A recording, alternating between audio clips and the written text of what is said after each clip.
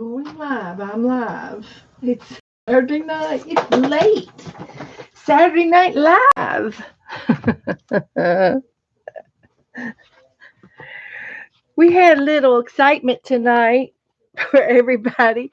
If you're watching this now at a later time, uh, this is an unusual Saturday Night Live stream art channel. We're going to be working on some mice tonight. And if you're watching this at a later time and you want to stream through the boring parts to get through the better parts, I encourage you to do so. In the meantime, I will be talking with the chat room and interacting with them and goofing off and doing whatever they ask me to do. So that's how we work.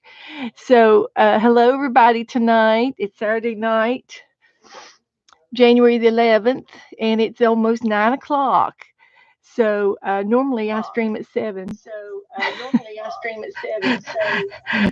And oh my gosh, look at all the people.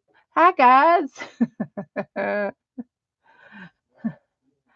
Hi there. Everybody's in here. I don't know how y'all got in here faster than I did. Y'all must have been just hopping on it. So,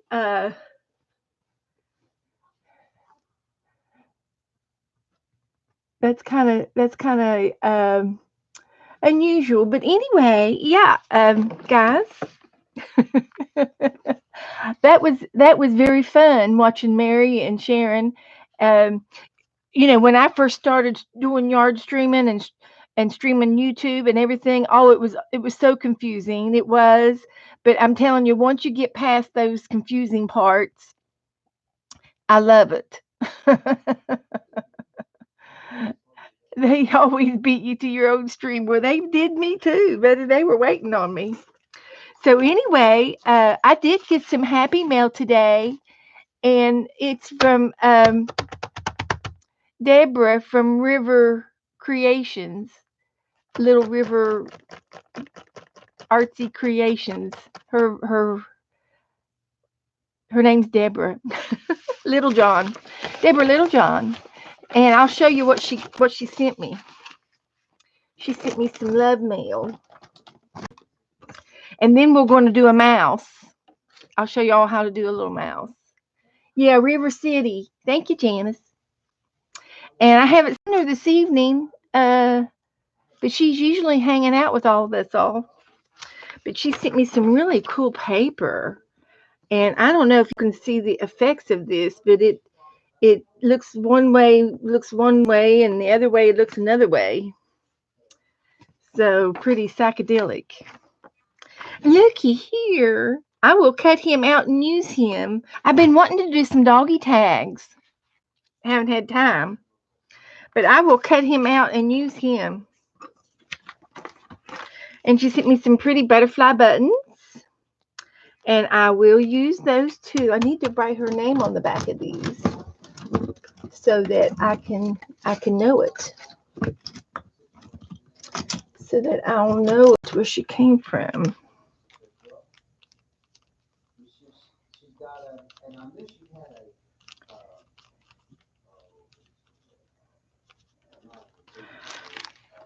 Yeah. This is a silver pen gear pen. I'm gonna order me some online like Mary said.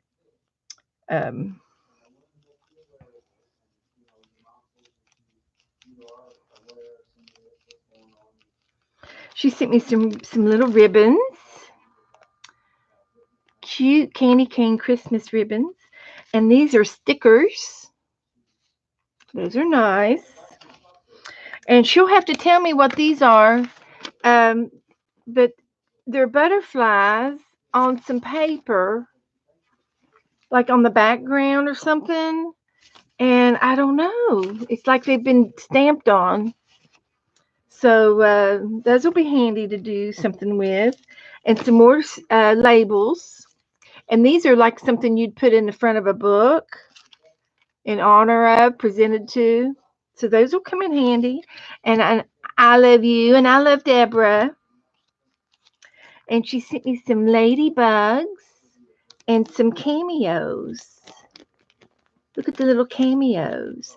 That would be a cute sticker to do, a good stamp to do, Mary. Do a cameo. That would be a good stamp. And I did buy me some pintail. I bought me 3 more pintails this week. I went to Hobby Lobby, and they were $3.99 for 3 of them. I thought that was an okay buy. So I've got me a collection of erasers. And I got my big one here. I'm going to do something on it too. So I've been collecting. I really have. I've been waiting.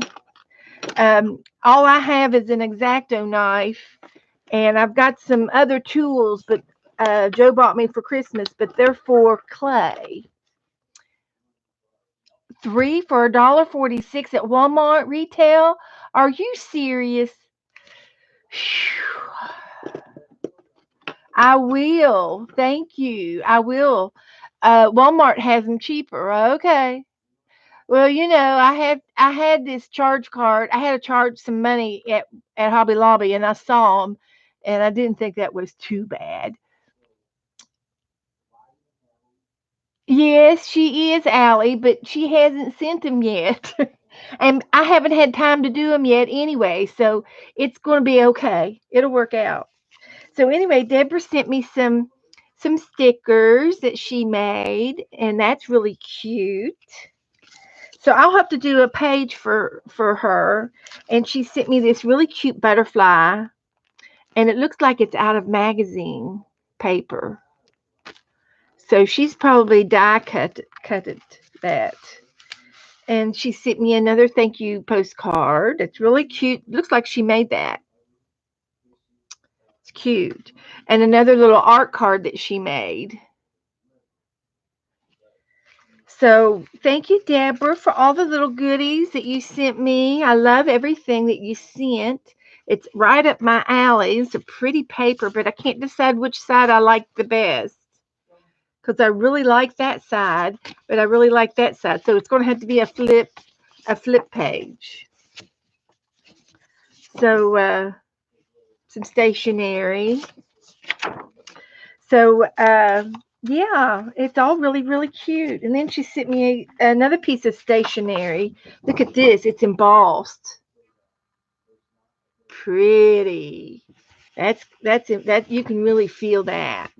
She sent me 2 pages of that. So I'll have. Oh, is she in here? Deborah. There you go. Thank you, Deborah. I love everything you sent me, honey. I'm going to get to use it. So thank you. And I was watching an old video um, on my stencil book. So maybe we'll be getting that out pretty soon and do some stencil pages again like we used to. So this was very, very, very nice. Hi, Sharon.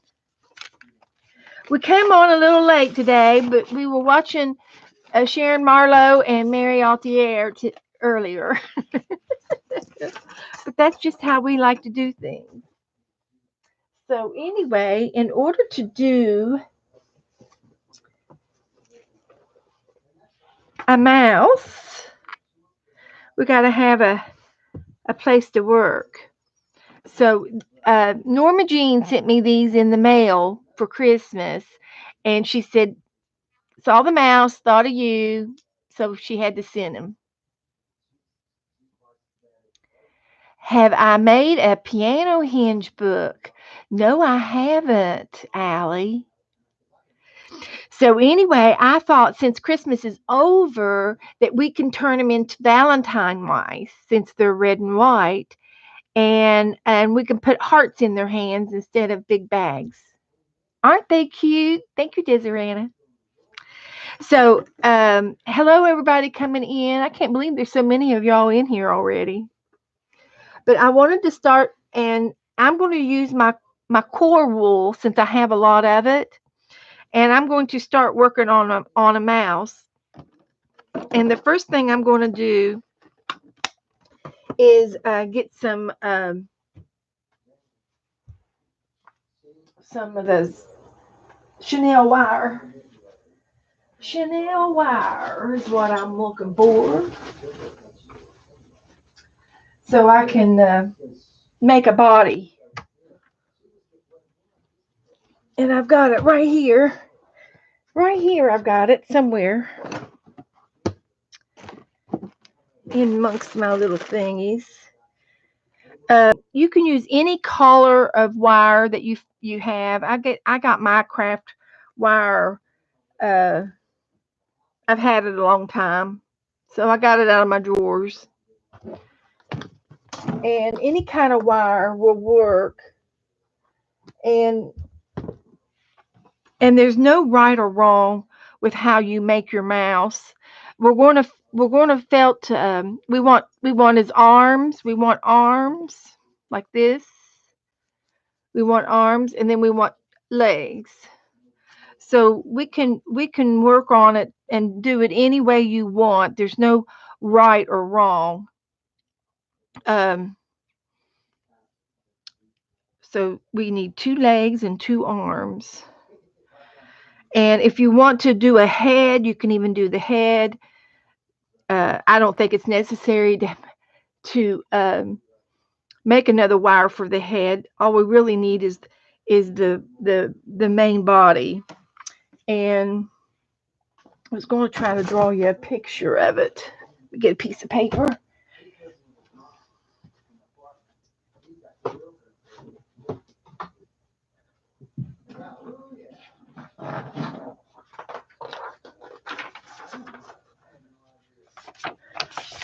This is what I'm trying to. I have a picture in my mind.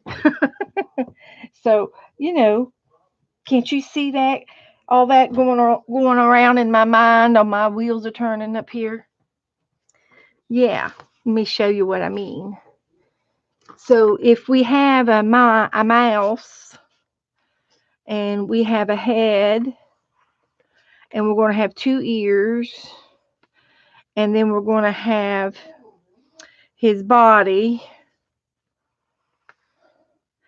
and then we're going to have his legs. So here's the wire. Here's my Chanel wire.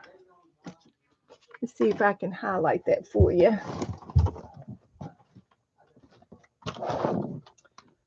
Just so you can tell what I'm talking about.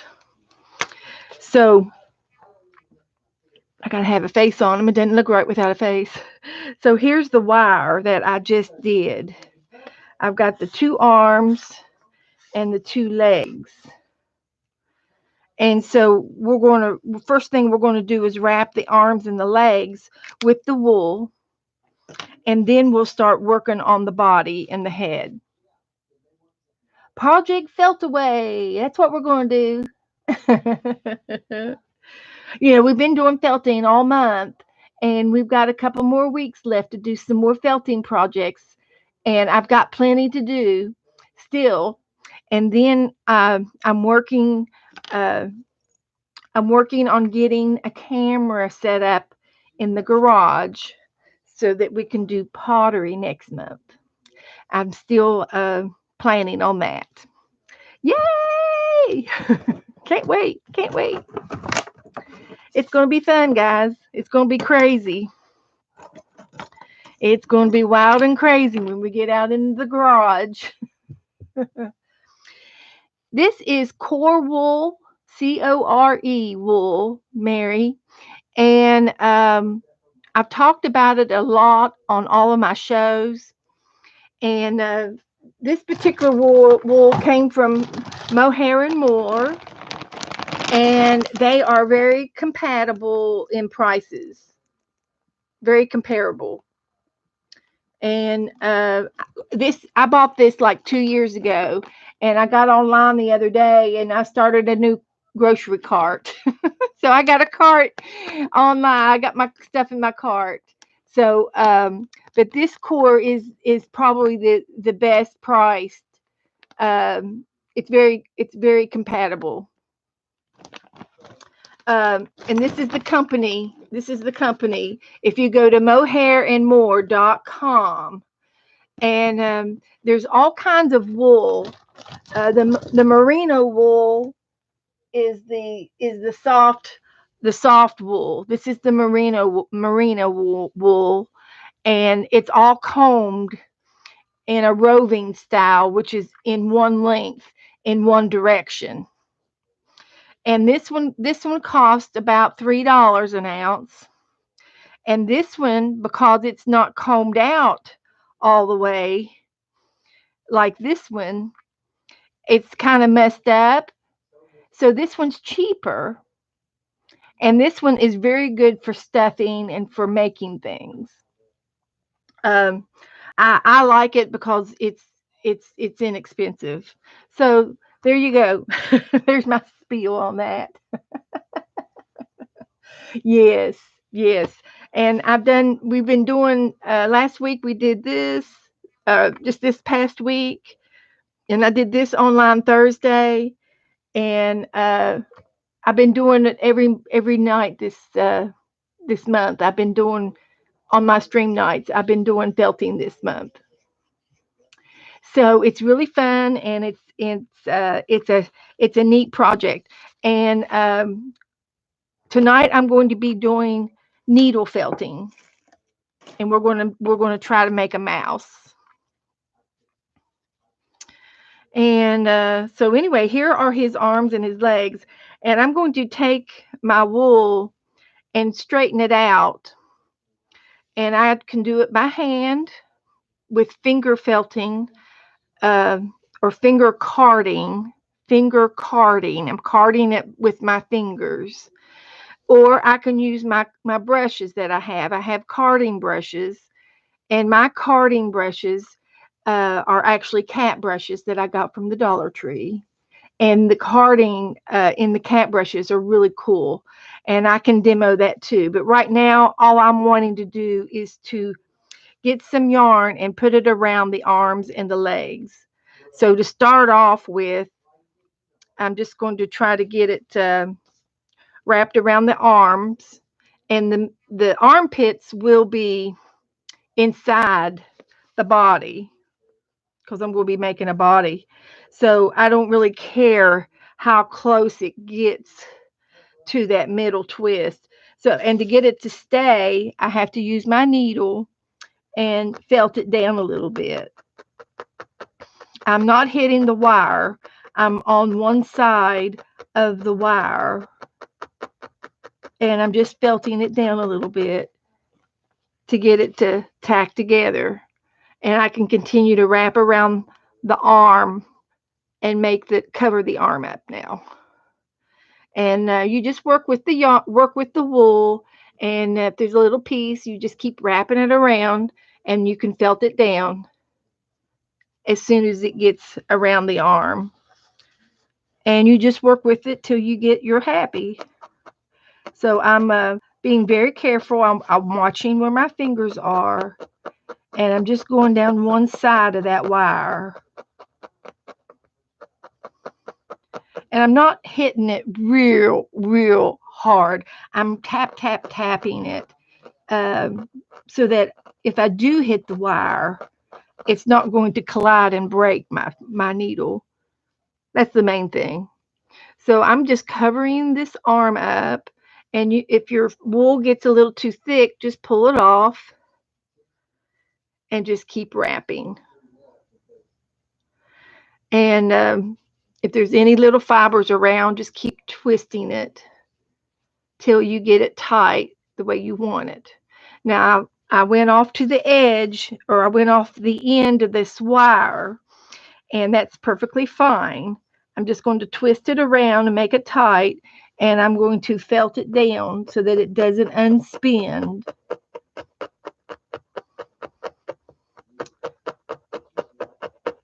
When you keep going around and around on an object with your wool, and you keep going around with your fingers in a circle, it's called finger felting.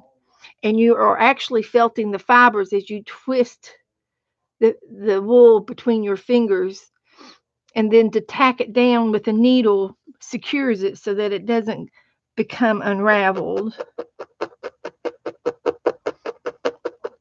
Now I left a tail, sort of a tail, on the end of his hand, and I'm going to leave that. I'm going to leave this. The wire ended here, and I've got a little bit of a tail there. I'm going to leave that for right now, and I might be able to use that to my advantage if he's holding something later. So anyway, I got one arm done. Now I'm going to do the other arm.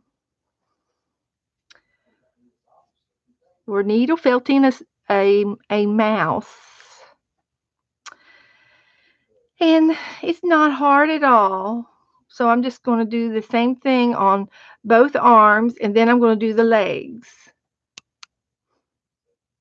And when I get down to the legs, I'm going to put an initial coverage on them, and then I'm going to fatten them up so that the legs are a little bit fatter, like a cone.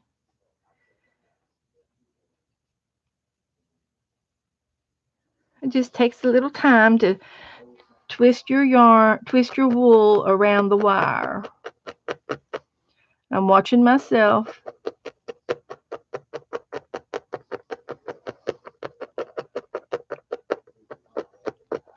And I have a tendency to go 90 miles an hour. Do not think for 1 minute that you have to go 90 miles an hour too. You take your time when you're felting your mice. Take your time.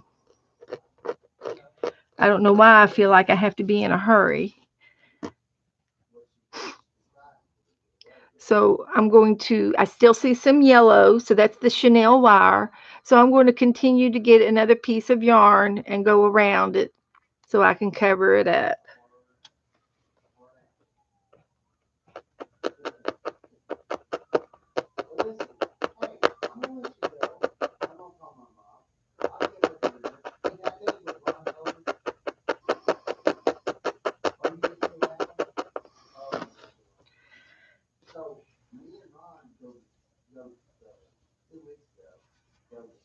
So here we go. I just put another little coat on it.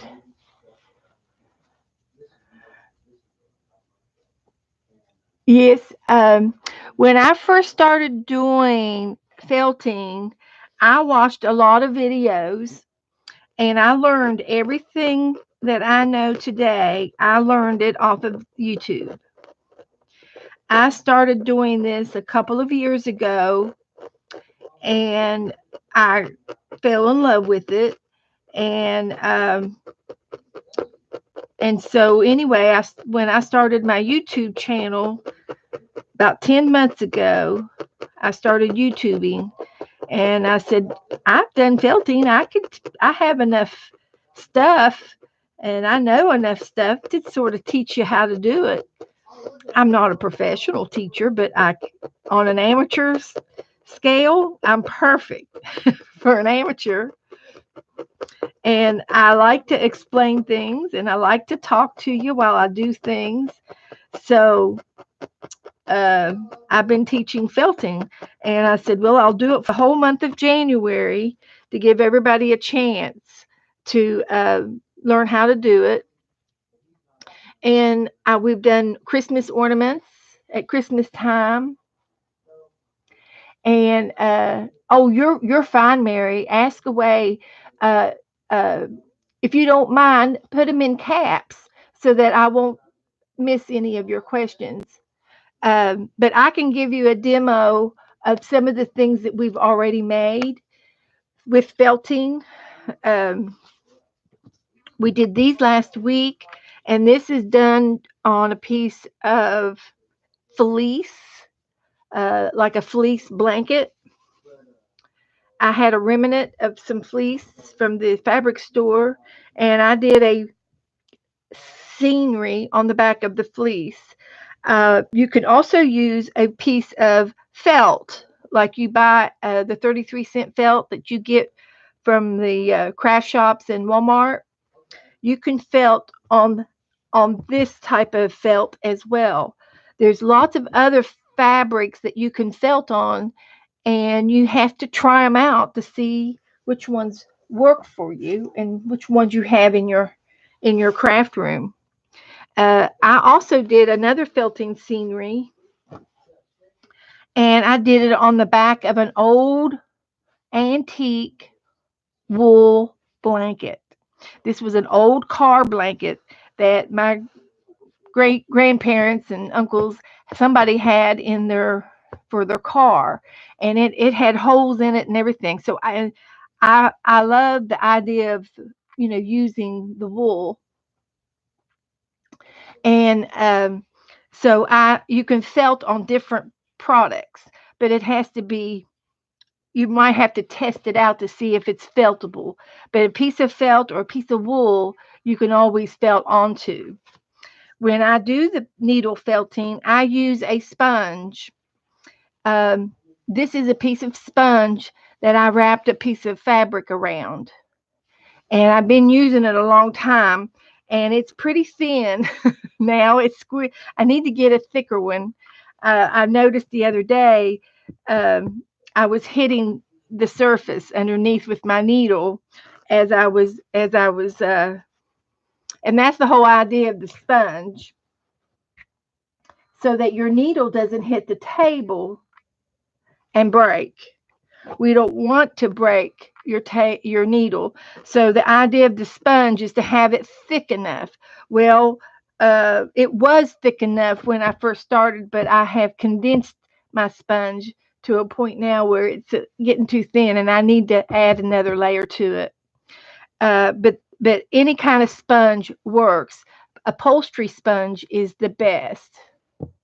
And I've talked about sponges in the past, talked about different kind of needles in the past, and they're all on some of my videos. Yes, you can buy this felting foam, or you can get you a piece of a piece of scrap foam from somewhere in the garage, or an old cushion or anything. This was some foam rubber that we had in the garage, and Joe cut me a piece, and I've used this for like 2 years.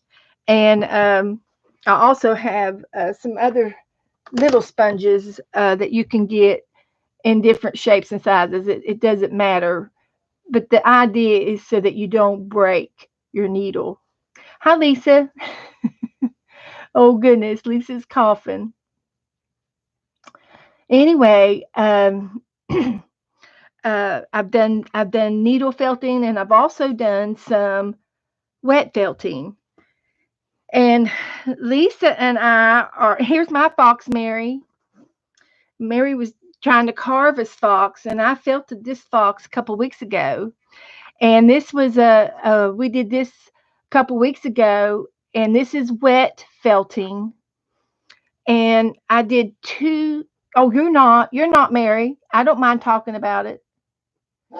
But I did 2 layers of wet felting on this series, and then I did a whole night of needle felting, and then I needle felted more on the fox. I wet felted him first, and he was in the scenery, and then when I needle felted him on, I made him come alive and made him bumpy and with texture, so that he is uh, coming off that page. And on the 23rd of this month, Lisa and I will be coming on here, um, and we are going to be doing some more wet felting, because Lisa wants to do a book folder of some sort for a book cover. And so we're going to be playing around and doing some things with her. And it's whatever she wants to do is what we're going to do. But we'll probably be doing mostly wet felting that day. But it's going to be January the 23rd at 7 o'clock on my channel here. So, but anyway, I've been doing different things all month long, showing you things, and I started a fabric journal. And so earlier last week we did these flowers, and these are wet felting. These are done through wet felting. So there's a video on these, and we did this one night, and this is done on the back of a piece of felted square, that craft square that you buy for 33 cents at the Walmart and the craft shops, but I cut it in half. It's just a half of a piece. And I did this scenery one night. And I did this earlier that day. And I did this one online in front of you guys. So it's really fun to do. And there's lots of uh, places to buy stuff. You can get these intro kits, beginner kits, Mary. You can go to walmart.com and type in felt supplies, and just type in felting, and you'll get a whole bunch of things for felting supplies and things to help you out. So, but this is a fabric journal, and I'm going to be putting some of my felting things. These are felted, and I'm going to be putting my felting sceneries in this fabric journal book. This was inspired by Lisa, so you have to go to her channel and learn how to make it. So, but anyway, tonight we're working on this little mouse, so I'll get back to it. And I've already wrapped the arms, so now I'm going to wrap the legs the same way I did the arms. And I don't have to worry about the body too close to the body, because this is going to be covered up right here. This point's going to be covered up with a big ball of felt, because we're going to make a body around him. So we won't worry about that. But felting is fun. It's been around for a long, long, long, long time. It was the first textile done before weave. It was done before weaving. It was done basically, felting was done in caveman times. It's fun, Mary. It is. Well, hi, Mitzi. Welcome, honey. Welcome, welcome, welcome. We're doing some felting. Do you know anything about felting? I put you on the spot. Welcome, honey. We're a good craft show here. We like to do our crafts, and we're doing a felting lesson tonight on needle felting, and it's done with a barb wire needle that has little spike barbs on the end of it that felt the wool together to make it become something.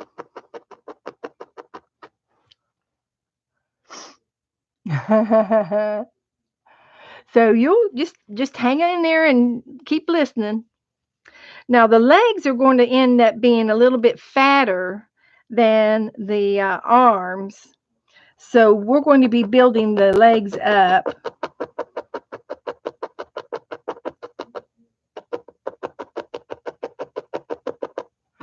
And these are the mice that we're working on. We're going to be making this little mice, only he's not going to be skiing. He's going to be a Valentine mice. This is Santa Claus mice. So we'll put a different hat on him.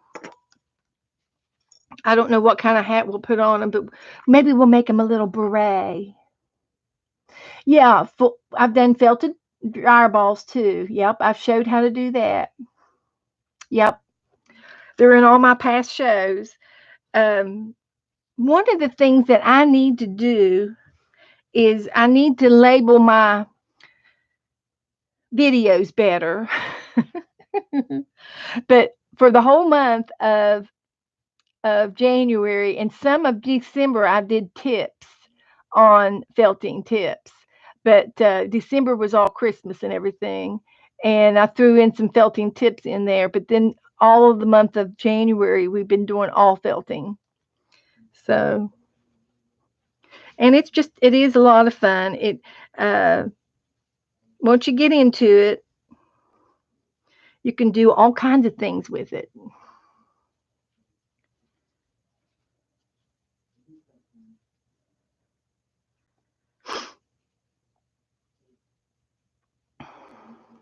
Hi, Lucia. Hello, everybody. There's 25 of you in here. I got on late tonight. Mary and Sharon were trying to do some streaming, and they quit. So I decided I could go ahead and come on for a little bit, just for a little bit.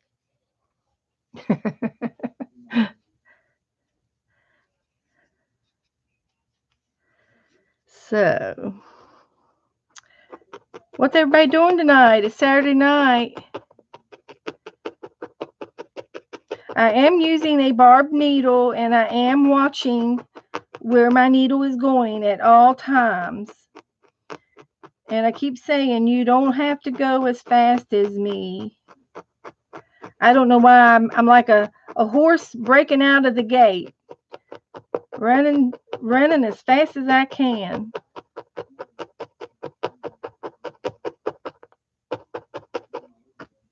Don't have to go that fast. Slow down and enjoy the ride. And this is a very, very satisfying hobby.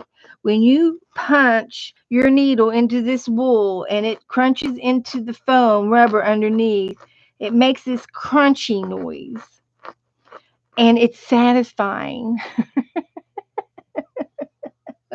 It's a satisfying, crunchy action. Can't explain it.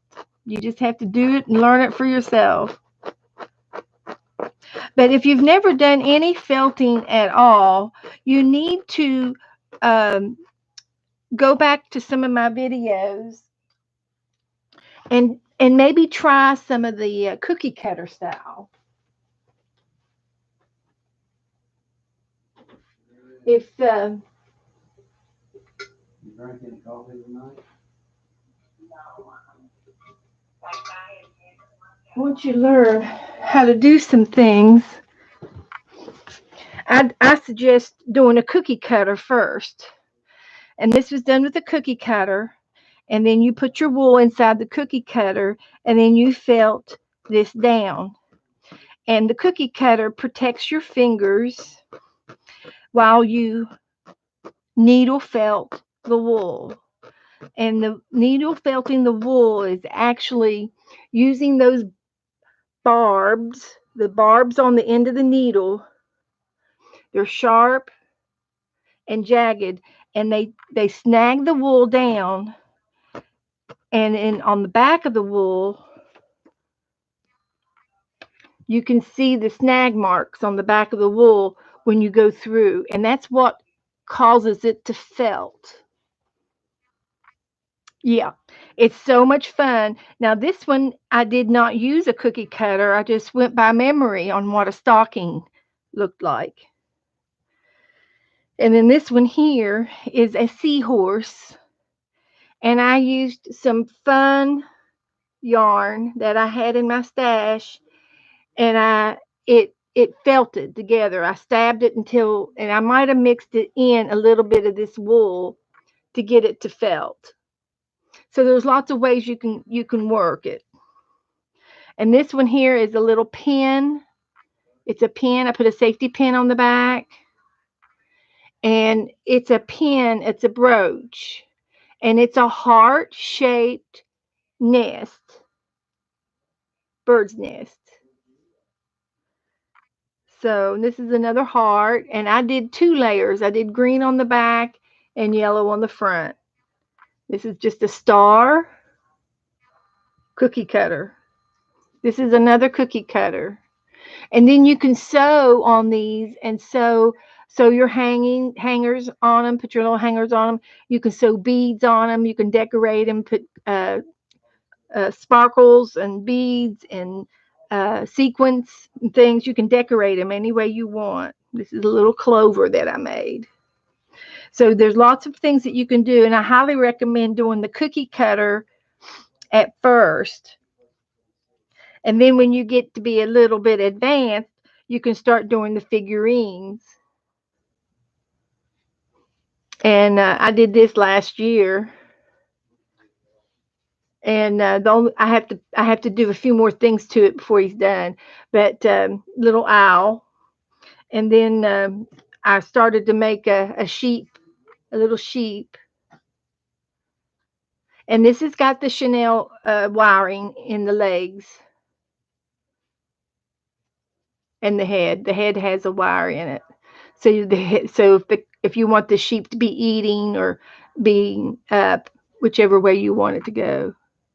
So these are some of the things that you can make when you do your felting. So I'm going to continue to work on my mouse.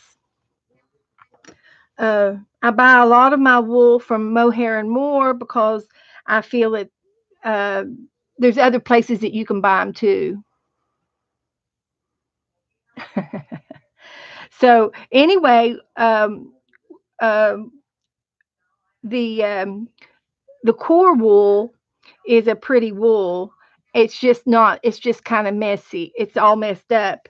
It's not combed out, like the merino wool is, and that's why it's less expensive. There you go, Mitzi. I use wool, uh, rug wool, and rug wool is thicker, than other wools. And I defluff it and use it. I take it apart and I turn it into core wool, and I use it. I use the rug wool. So if I find it at the secondhand store, I buy it because it's expensive. So anyway, what I want to do now is I'm going to make his body. And when you're going to do a body, you kind of start off tight around the waist, and roll it kind of tight. And then you can felt it down a little bit so that it'll stay. Being careful with your fingers, of course.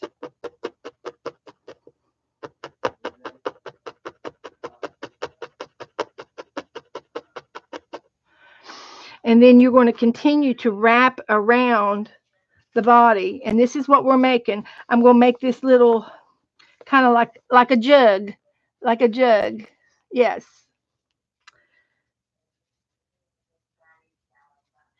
When I did these other sceneries the other day, I used a lot of different fibers that I had in my art room, and none of it was the expensive wool.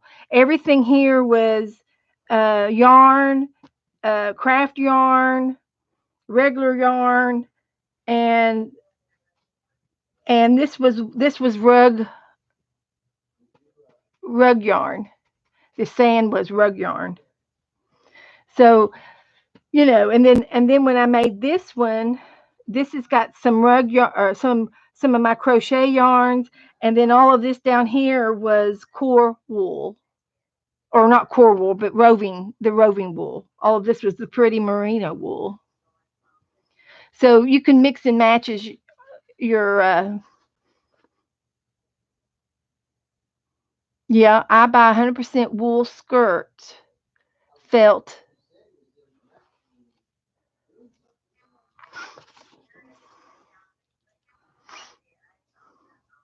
And you can recycle wool, and like I did on the blanket. I used that wool blanket. I think it was my great uncle or my grandfather's wool blanket. I don't know where it came from exactly, but it was my grandfather's age, or great uncle age. And so I know it was an old blanket. I don't think it was an army blanket, but it was a car blanket that they used to carry in the back of the car. And it even had the fringe had all been wore and tattered off, uh, the fringe on the blanket, and it had a couple of little holes in it too, probably from a moth.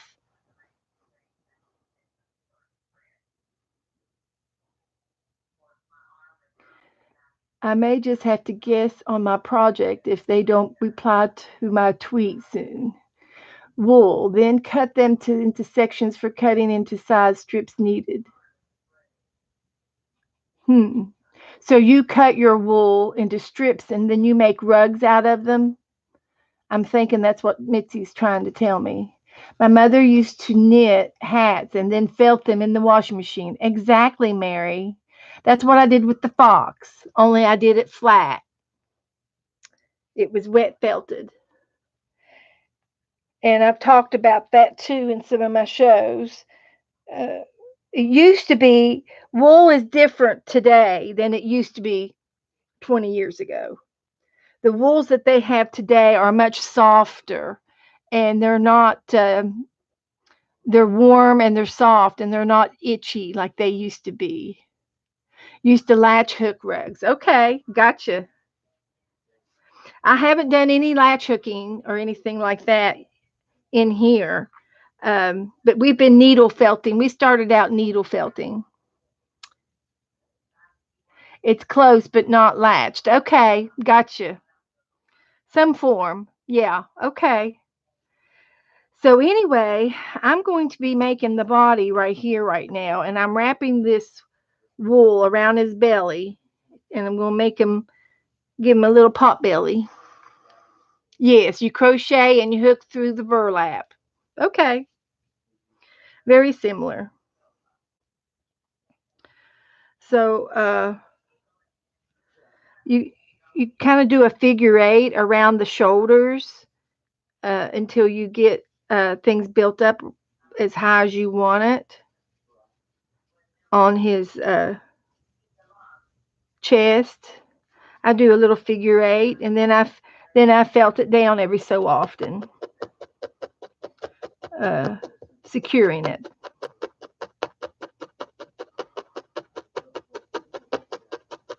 There's lots and lots of videos on felting. Everything that I have learned, I've learned off of YouTube. I take none of these credit or ideas for my own. I get all my ideas from other inspirations. And tonight I'm getting inspiration from this little ornament that Norma Jean sent me. Oh, thank you, Lori. And it's not that, it's just the only place that I've ever bought my wool from. And there are other places that sell wool, and you're most invited, definitely invited to go check out other buys. If you can find it cheaper, please do. And I will tell you that some of the places that sell it cheaper, or you think that they're selling it cheaper, please make a difference between ounces, poundage, and then grams.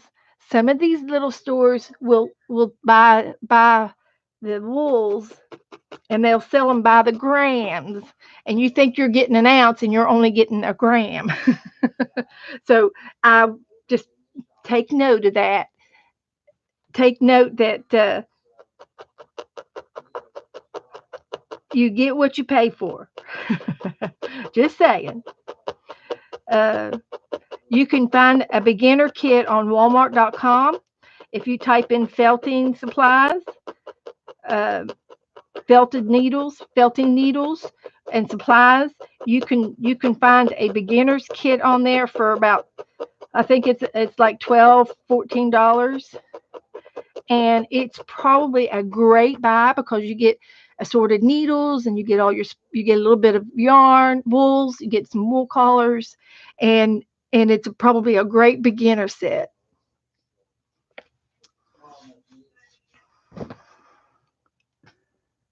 That's right. The grams are really not much at all. It makes a difference when you're trying to buy some. So anyway, Lisa, I do know that she likes to weave and she likes to spin her wool into yarn, and she has a lot of videos on her channel. Lisa has a channel. If you want to click on her and watch some of her videos, she can show you how to use a drop spindle and spin yarn. We've had classes on that. And she also does weaving where she makes rugs and placemats and things. And so she's a fiber person to talk to. If you want to talk about fibers, she's a good one to talk to. She is a woolly girl, a woolly good girl.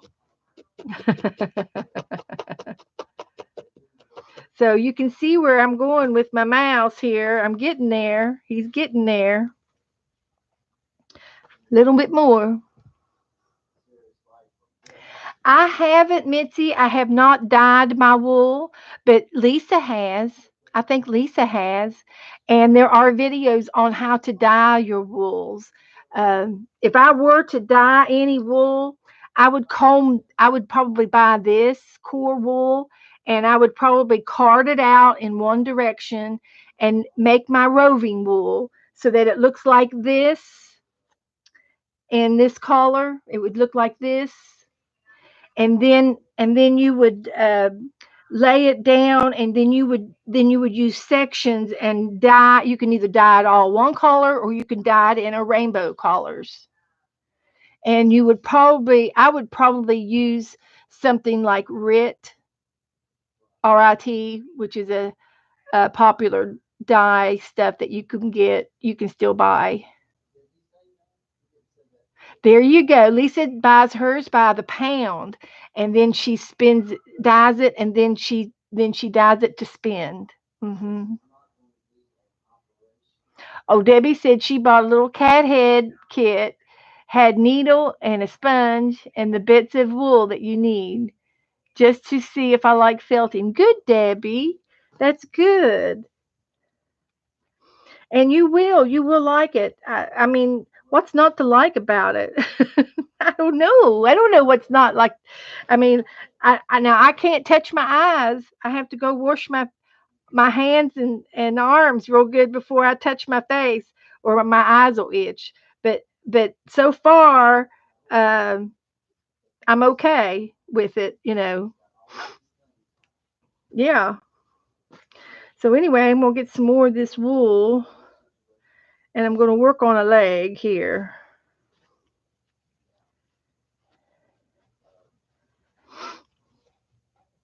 But it is fun. Anytime you make something, it's fun. Anytime you accomplish something, it's fun.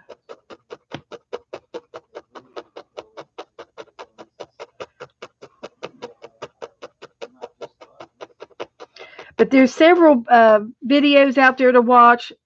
I mean, I highly recommend any of them. I watch a lot of them, and I get inspired, and I come on here and do it. Yes, you can use Kool-Aid and vinegar for your coloring. Yes, you sure can. And you could also use natural color dyes if you're into uh, the gardening aspect of crafting. Um, is it horticulture? Horticultural, that you like to use natural uh, things from the earth. And yeah,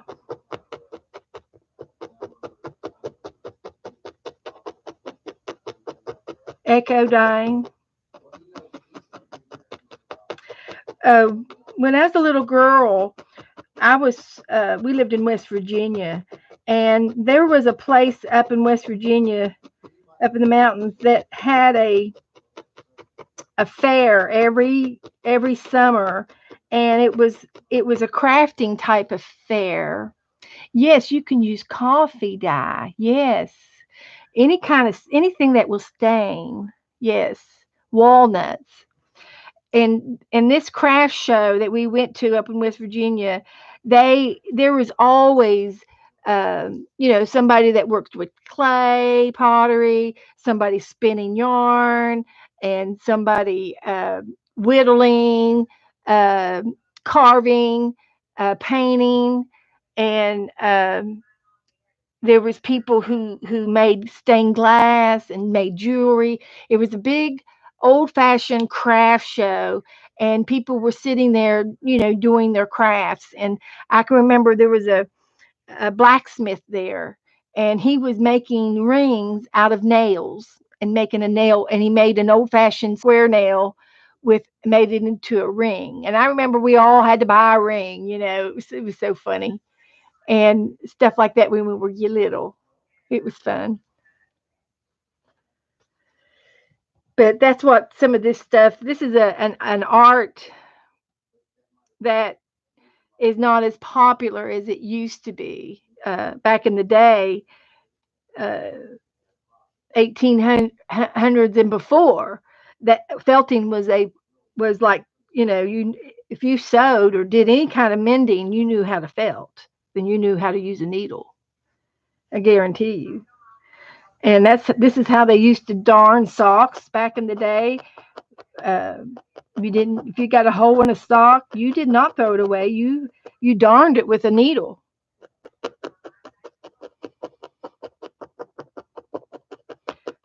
You threw nothing away back in the 1800s, 1700s.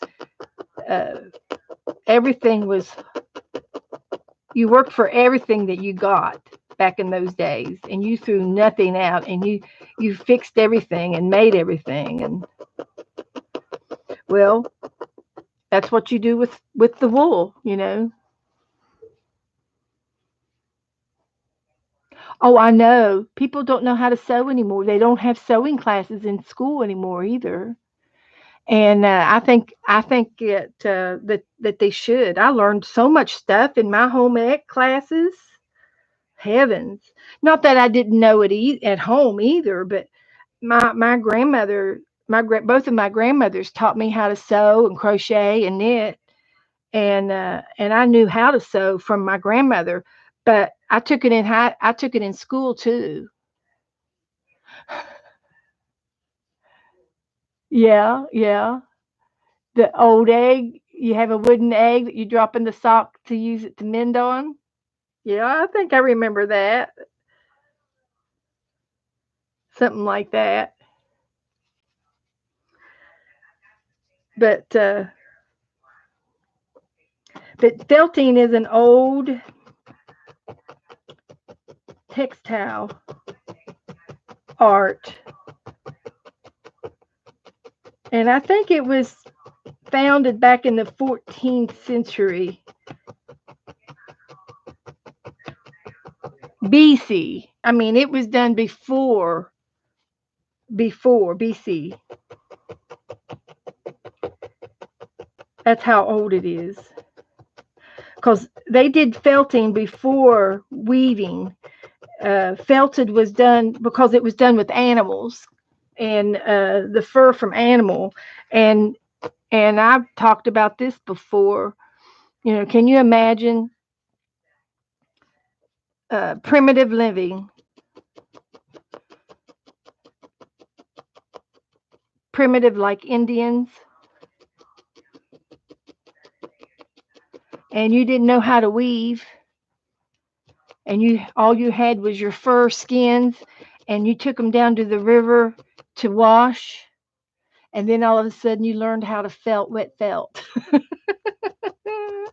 Thus wet felting began. That's how it got started. Had to be. It had to be how it got started. And then to fix a hole, they may have had needles. Yes, they needed the animals. They needed the food, and they needed the fur to wear. Yeah.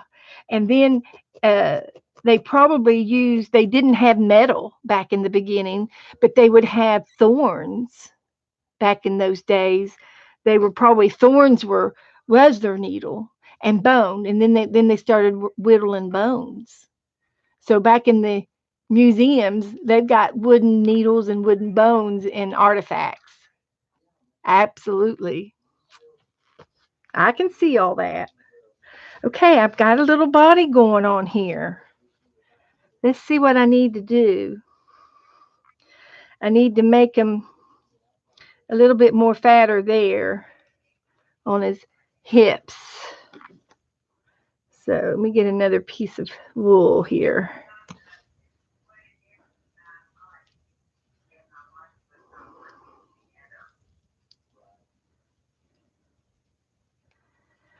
So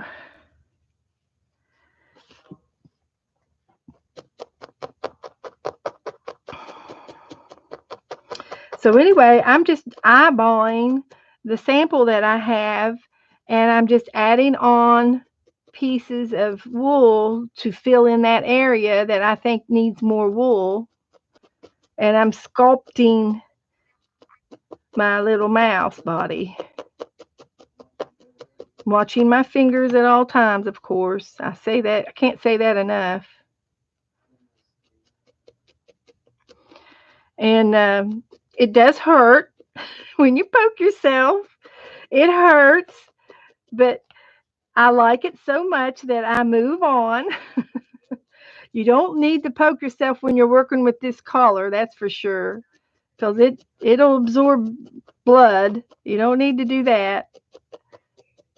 And you can wear finger cots, which is like little pieces of gloves, leather gloves or rubber glove tips. You can buy finger cots, and you can also use band-aids.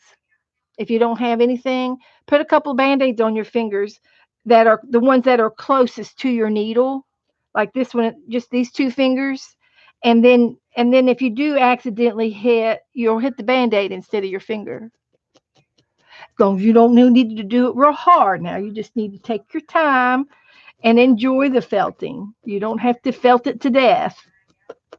I have a tendency to go like a 90-mile an hour. So I have to slow down and enjoy it. But the more I poke, the more it is getting felted. And I also have other tools that you can get to felt faster with. And I have a tool here that has 3 needles in it. So it felts 3 times as fast. And you have to be careful with your needle. Whatever angle you go in at, you come out the same direction. You cannot go in and then come over here and go out. You break your needles. You have to go in this direction, you go out that direction. If you go in this direction, you have to go out that direction. You cannot, you got to pay attention to what you're doing or you will break your needles. And you can buy more needles. And then I have another tool that I bought, and this one has 7 needles in it.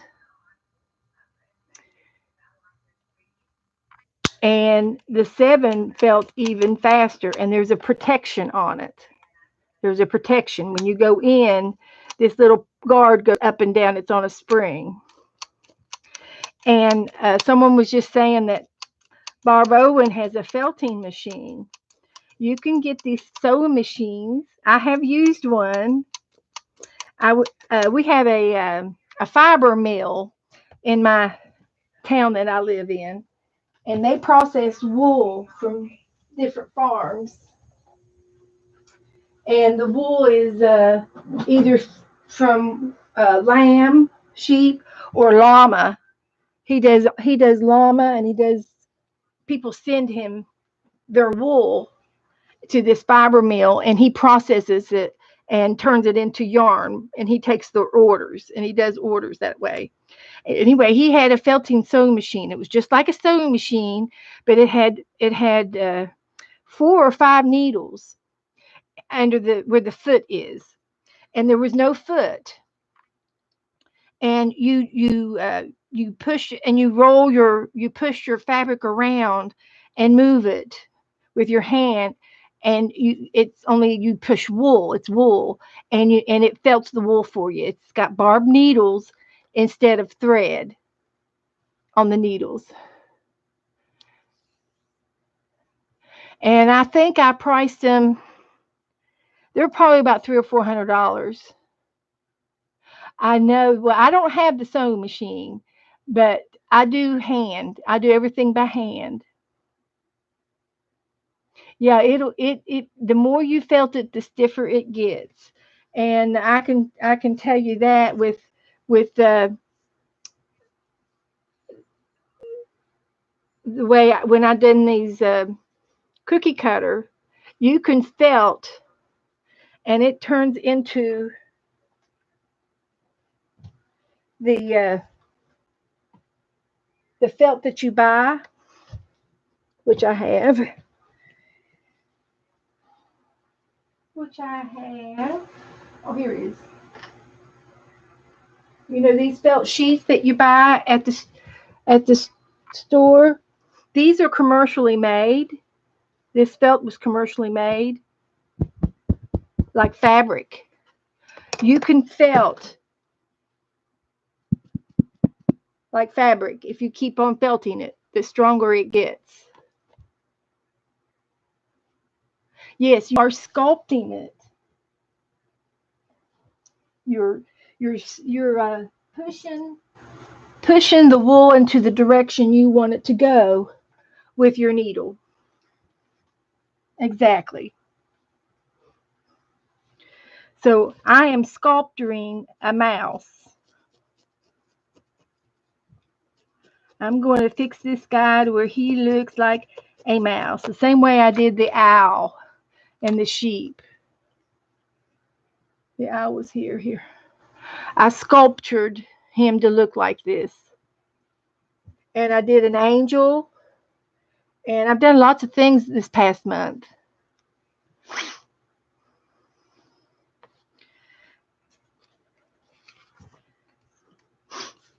And having a lot of fun with it. So anyway, if you want to look at something interesting, YouTube, there's a TV series on how it's made. Well, all of those series are on YouTube, and you can watch those series without any commercials. Just saying.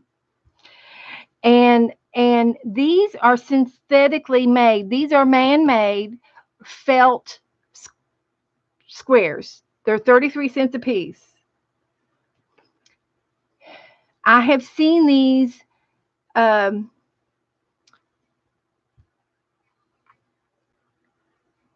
in all of the craft shops.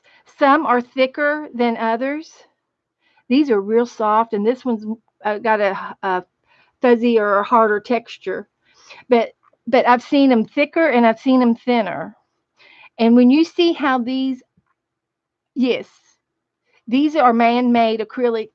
They have, that's twice I dropped my needle. Let's see what it says on here. These, believe it or not, they're made out of plastic. And that's what I'm trying to tell you. When you go to YouTube and type in how it's made, felt, you will find them making man-made felt, and they're making these sheets, and they actually make them out of plastic bottles. I kid you not. They shred this stuff so fine that it felts, and it's fibrous. But this is it. I can't hardly read it because it is like so small.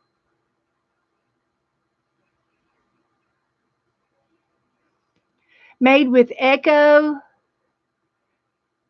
something pet fibers. Now I don't know what that means. PET. I'm sure it stands for something.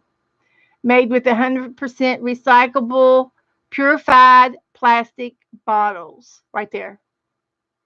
So anyway, I watched a movie on how this is made, and even though things are different than they were 20 years ago. You know, 20 years ago it was probably wool. It was probably made out of yarn and wool. But now they can do so many things with plastic bottles. But I've got off of my train of thought while I was trying to tell you. But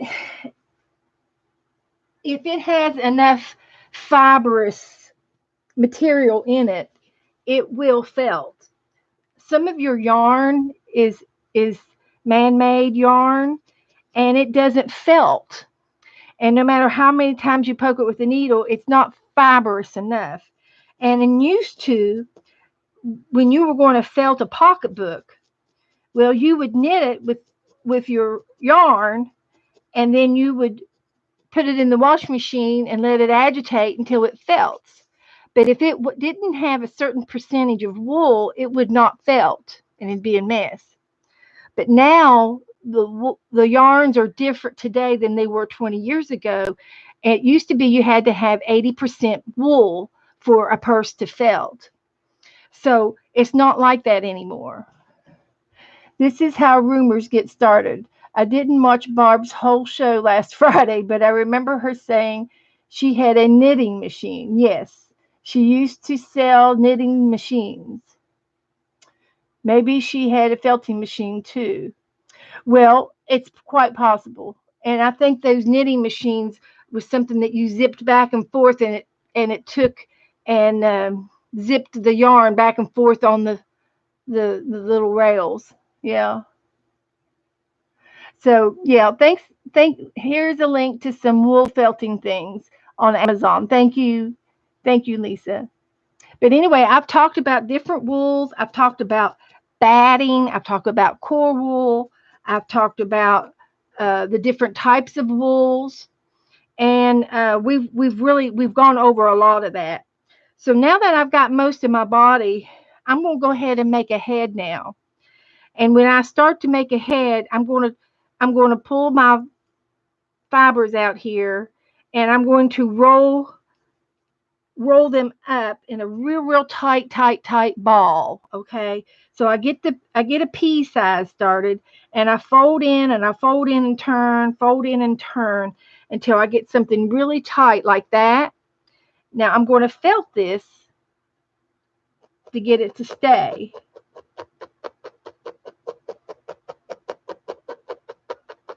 Watching my fingers.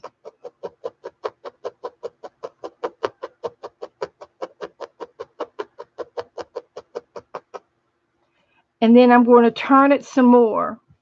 And this is a good example of I need a clean piece of felt on my surface, because these are from other projects, and they do share strands on your your white wool. So you almost need a clean surface every now and then. You have to put a clean surface.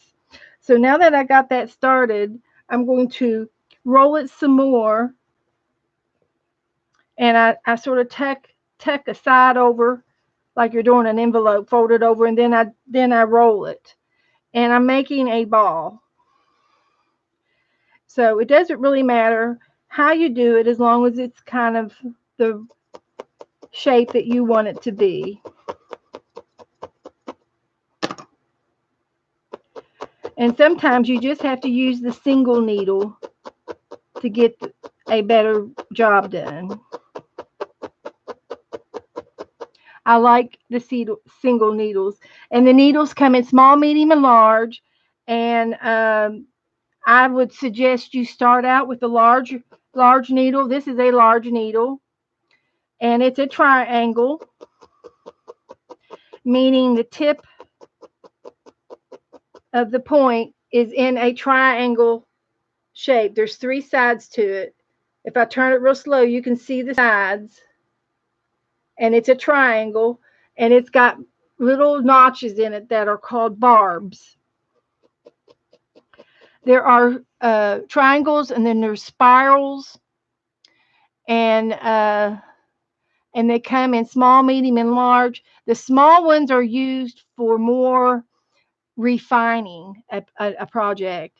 Like, I've already felted this guy together, so in order to do his eyes and things, oh, I can use this needle. But if I really wanted to be particular, I would get the small needle to do the fine edges, and it doesn't leave as big holes, and it's great for finishing a project. And I've talked about the different kind of needles, and there are videos on the different kind of needles. Um, I'm not that good that sculpturist to worry about the size of my needles, but I recommend using the larger size because they're a little bit heavier, and you don't break as many of them as you do the little ones. The little ones are easy to break. Just saying. So there's my head, and I don't think it's big enough. I think I want it a little bit bigger, because if I look at this head, see, it's a little bit small. So I'm going to make my ball a little bit fatter and add a little bit more wool to it.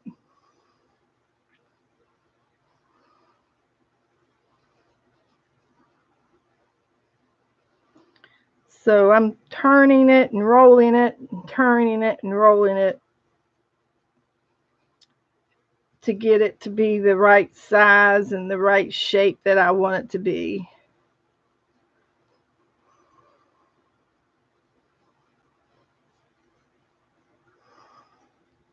Hi, Azure.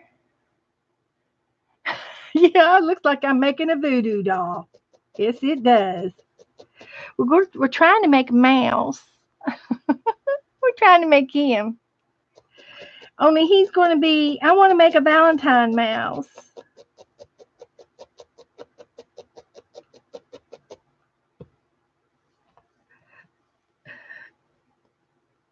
So we'll give him a head. This is going to be his head. And you can see how big it is. And if you continue to felt, it will condense. It will get condensed. It may take a few minutes, but the more you stab with the needle, the tighter and tighter the wool particles get, fibers.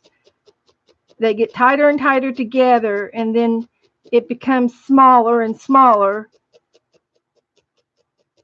and then you have felted your project.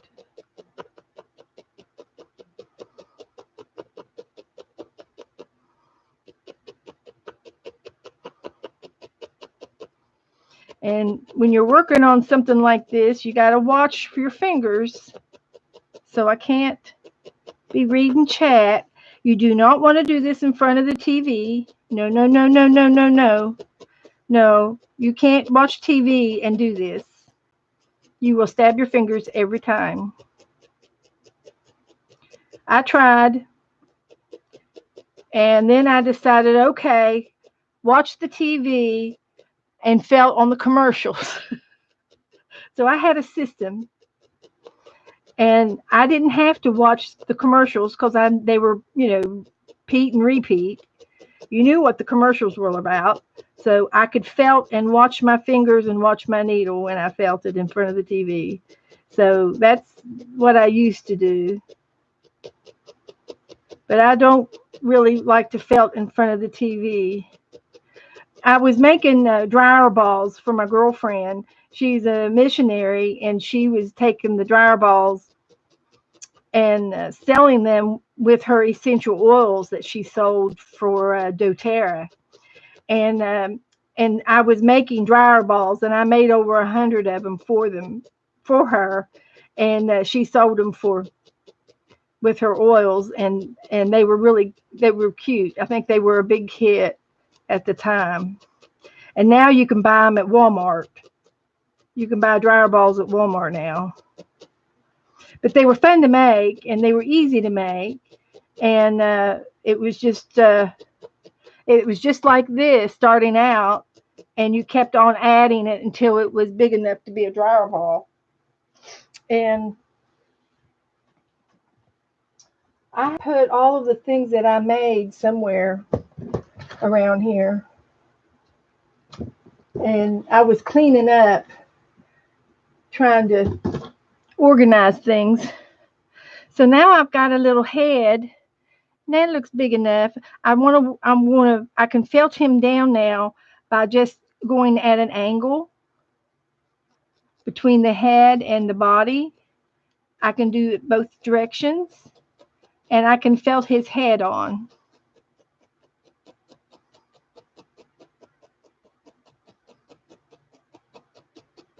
Now I'm doing it at an angle. I'm not going towards my finger.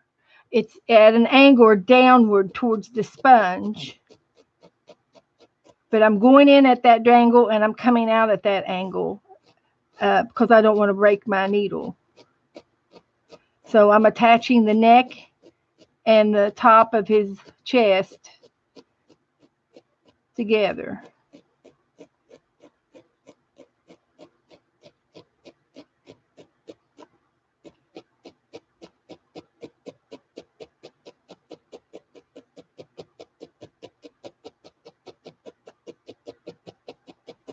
Now I'm going to turn them over and do the other side. And it's felted on there.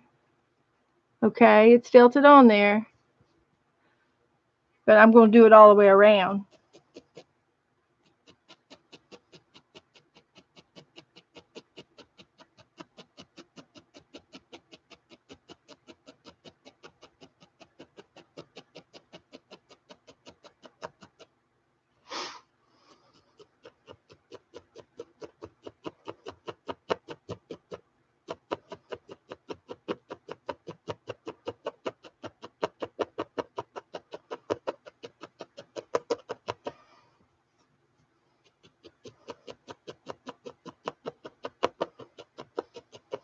Okay, now on the front of my mouse, no, this is for adults, crafting for adults and responsible adults too. Now the mouse has a kind of a snout or a nose like the,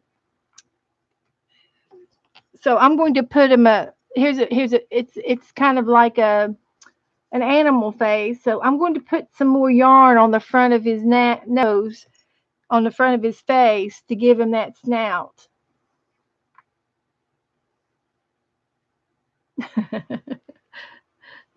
So I'm going to get a little bit more wool, and I can do this. I'm just going to do this by starting to put some wool down on his face, and I have a picture in my mind what this looks like right here. So that's what I'm trying to achieve. So I just got some loose wool on his face and I'm starting to build up his nose and his mouth. And I'm just going around in a circle right now. I'm just doing it in a circle. And if I have too much, I can always pull it off. But more than likely, every bit of this will felt down because that's the wool for you. So you can see I got quite a bit of wool there, but it's real fluffy. So you'll be surprised how I will condense it down. And I'm just doing an oval on his face. And I'm going to build it up and make him a snout. I don't know what else to call that.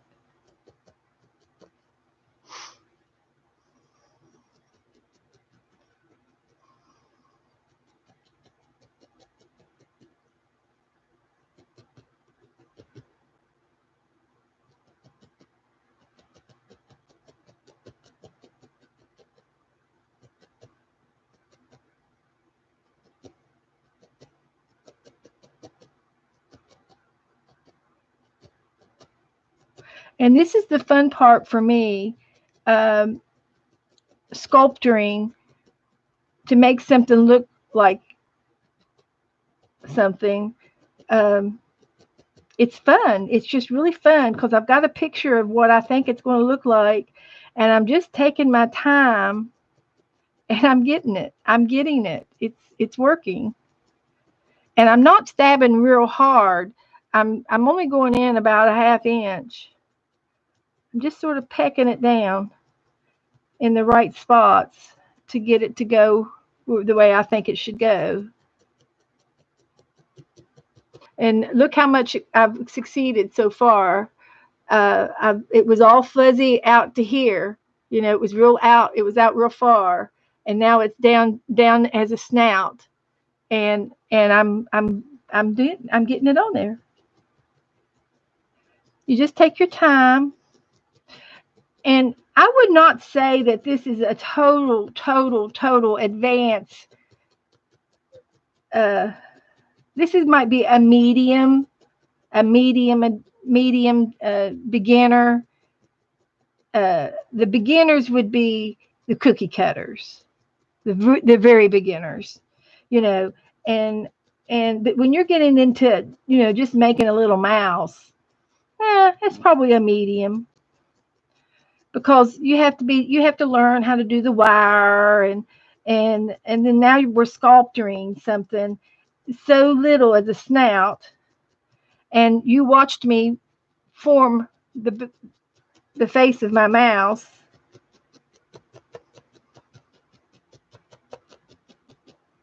It's looking like something, and I know it's hard to see because it's so blonde, but I've got that snout on there now. It was perfectly round, like this size. It was just like that, and now it's like this. So it's looking like a mouse's face.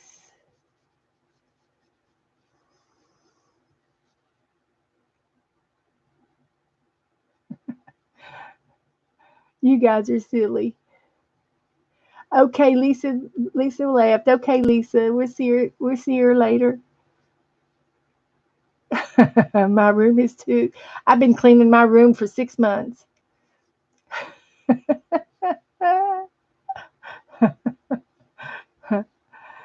So yeah, I think it's coming along good now. He's looking like he's going to look like a mouse before long.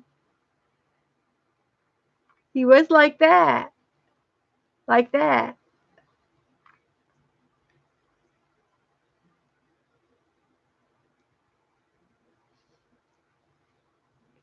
He's looking good. He's going to be taller than this other guy, but that's okay. All right. So now, um, let's see what would be next. I'm going to put some more wool around his chest area. The back's not too bad, but I'd like to get a little bit more of a rounder body on him. So I'm just going to take some of my core wool and straighten it out,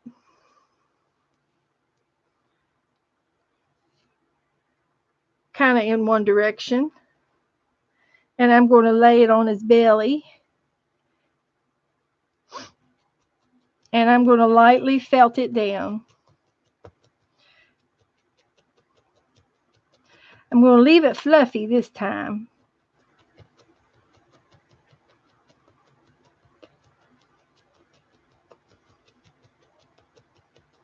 And I probably will put more on before I get done. So I went right under his arms, but now I'm going to get a little bit more and go over top and make his shoulders. I want more on his shoulders. And of course, this guy here has a sweater on, and this guy has a scarf on, so you can't really see his shoulders. But I think I can improve their shoulders a little bit by putting a little bit of fluff on over top.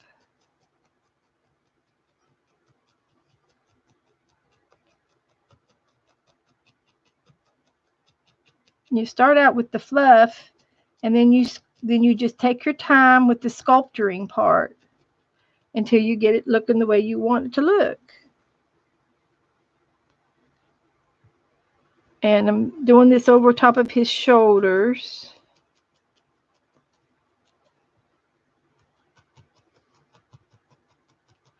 And then what went around the belly is to the back now. So I can overlay, I can wrap it around, wrap one down, and then wrap the other one over top of it. And that's going to be his part of his trunk, his back. Oh, we got to make a tail. We got to do a tail. And I did make another mouse earlier this in December. I made a Christmas mouse, but I gave it away. That's one of my problems is I give it away. I give stuff away. I gave it to my mom.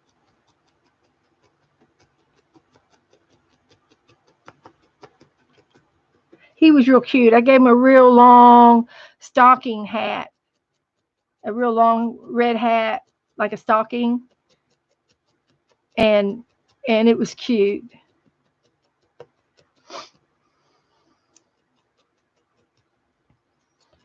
So anyway, I'm taking my time and I'm building the trunk of my mouse, sculpturing it basically.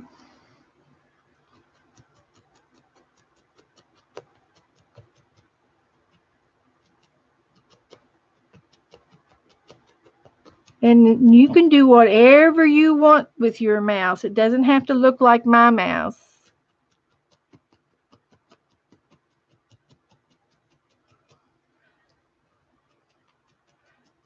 Of course, we're making our mouse upright. He's not realistic, is he?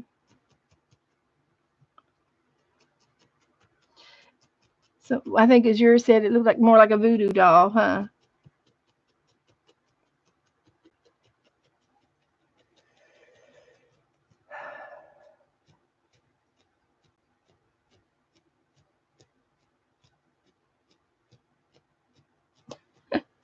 Thank you, Mary.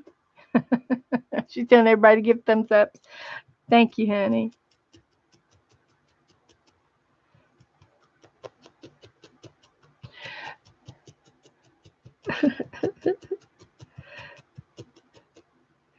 Hey, Mary, did you know that I reached 400 subscribers?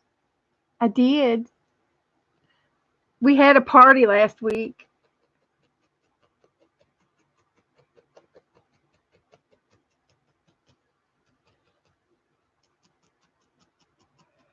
10 months. Been doing it 10 months.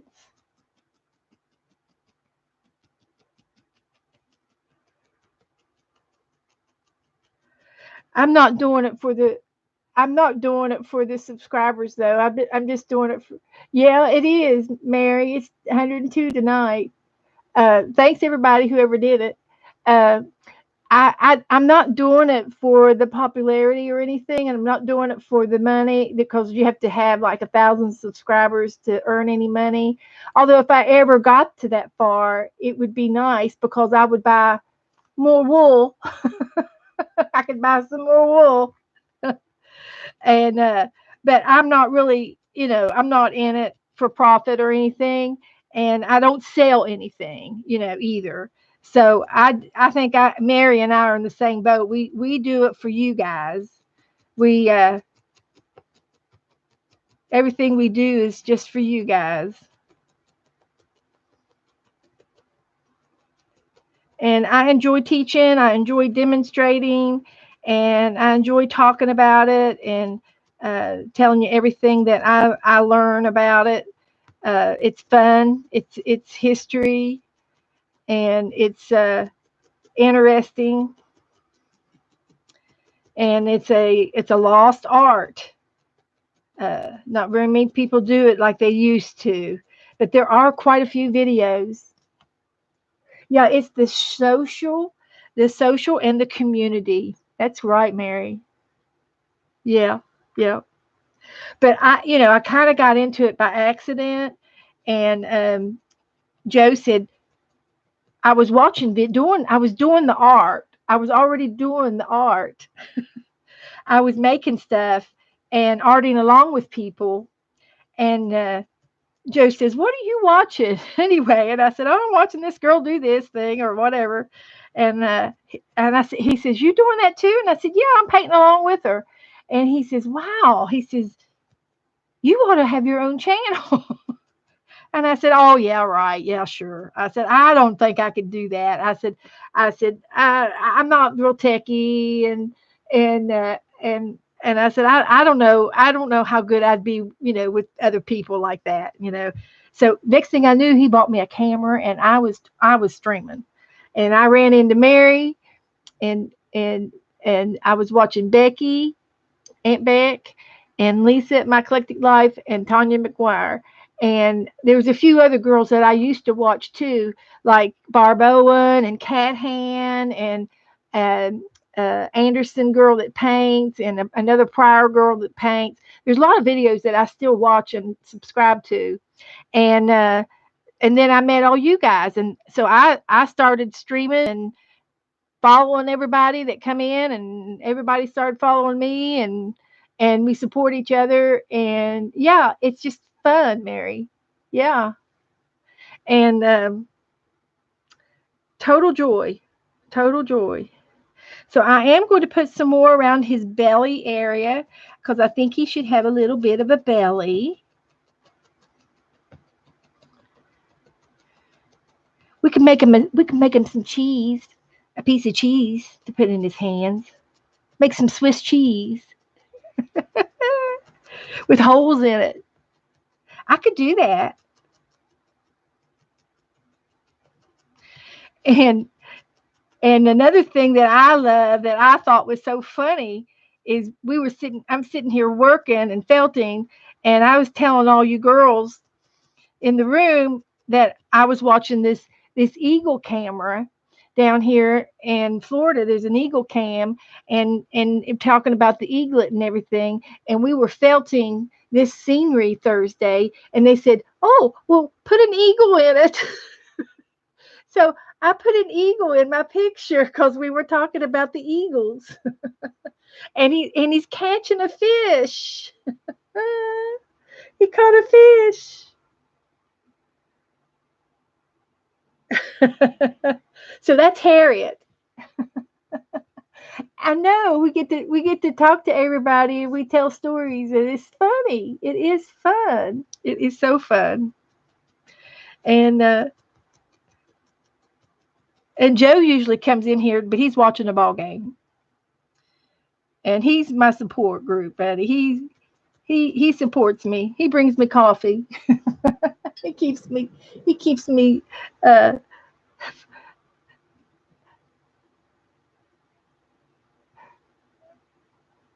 No, they don't. They really don't. When you have that many viewers, how can you know everybody? Exactly. And uh, yeah, you're right.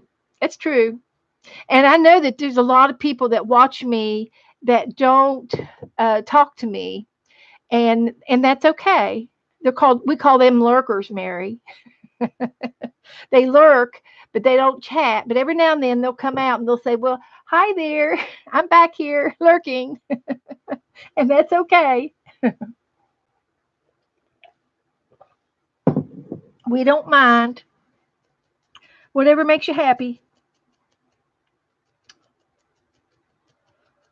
And Mary, I think I've seen you in here once before. So I'm glad to have you aboard. Welcome, welcome. Everyone is welcome. So anyway, I got a little belly going on here. And we can put clothes on this mouse if we want to make some clothes.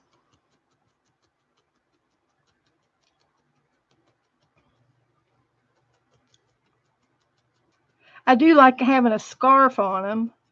And I do have some heart fabric. Yeah, it's hard. It's hard, Joan, to multitask. It's hard to keep up with everybody. And I could put a little gray or pink on his belly. And has Sharon been in here tonight? Sharon Lumbar. She she has been felting along with me, and she has been felting some beautiful, beautiful little figurines like this. And she's done rabbits, and I think she's done a mouse, and she's done little girls, and uh, beautiful, beautiful things. And I haven't mastered it uh, like that yet. There's Sharon. I'm going to show some of your pictures as soon as I find my phone. She, you do such nice work, Sharon.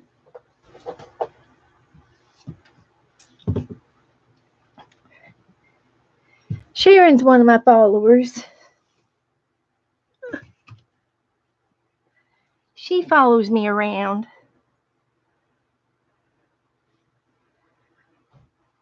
Now here's her little angel this is what Sharon did, guys. Isn't she adorable? She could be these samples on YouTube. I mean, she's that good. The little rose in her hand. I think that's a little rose that you buy, but the hair and the waves down the front of her dress, so pretty. See if I can find some of the other ones.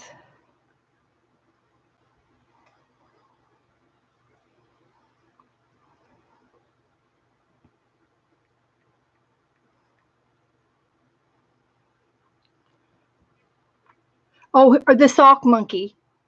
Wasn't that cute?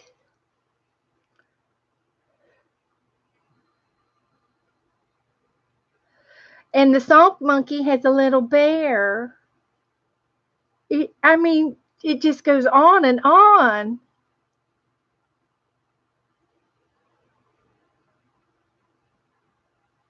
Yeah.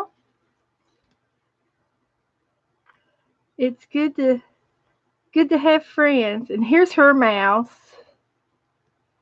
Look at her mouse. He's got front teeth. And his whiskers are horsehair. And Sharon sent me some horsehair. I've got horsehair.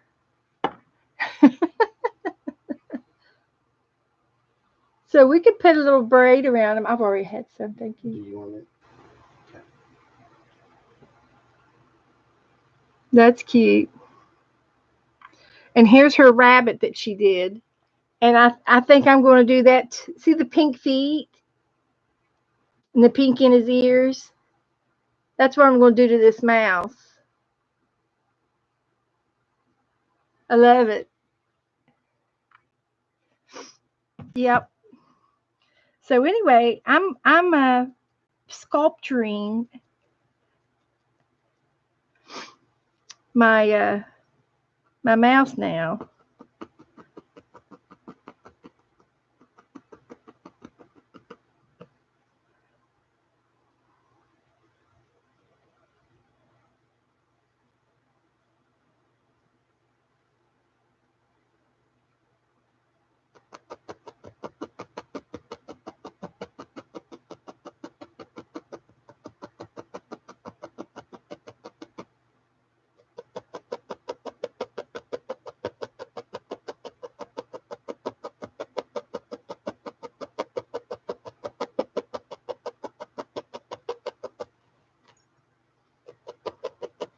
And this afternoon, I watched pottery movies all afternoon. So I'm getting in the pottery mood now.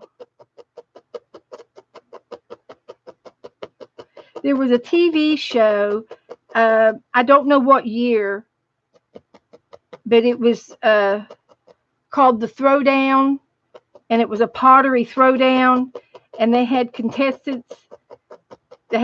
They started out with 10 contestants, and they gave them an order to make something in the pottery, and they had to follow directions, and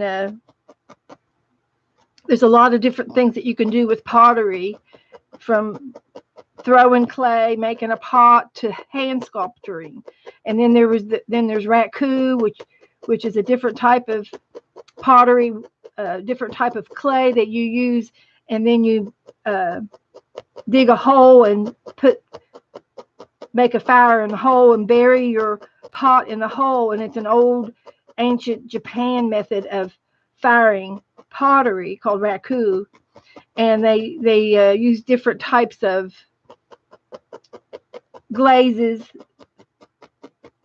fit for that particular clay and fit for the type of heat that they are using in the ground. And then they camped outside while it was working. They camped out. They put them tents out and made them camp. It was funny. But anyway, they keep every week they would eliminate somebody on the show. So I watched about 7 or 8 of those.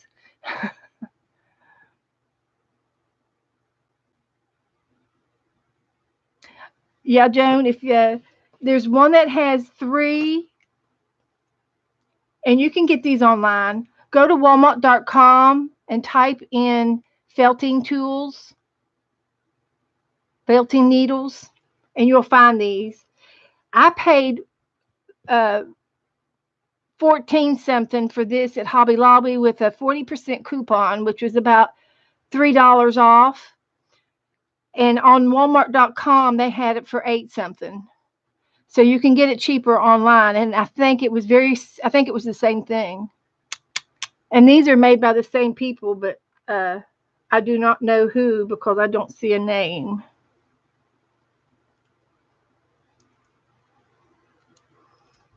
So this one has seven needles, and this one has 3. And they come apart. They come apart where you can change the needles out. But I find myself, I do use those. I use all 3, but I use the single needle probably the most. Yep, I got mine at Hobby Lobby, and then no, they don't carry them at Walmart. You have to order them online. Walmart.com is is they have everything that Amazon has, and you don't have to join Walmart.com. But a lot of these little stores are affiliated with Walmart, and they sell online their products. Sometimes there's a shipping charge, and most of the time there's not. If you order $50 or more with Walmart.com, your shipping is free. You do have to watch every now and then. Some supplier will have a service charge or have a shipping charge. So you have to watch. And if they do have a shipping charge, that's when I go back and remove it from my cart and I find another one similar to it with free shipping, with $50 or more. So you play around with what you get. But I use Walmart.com all the time. And I have things in my basket right now.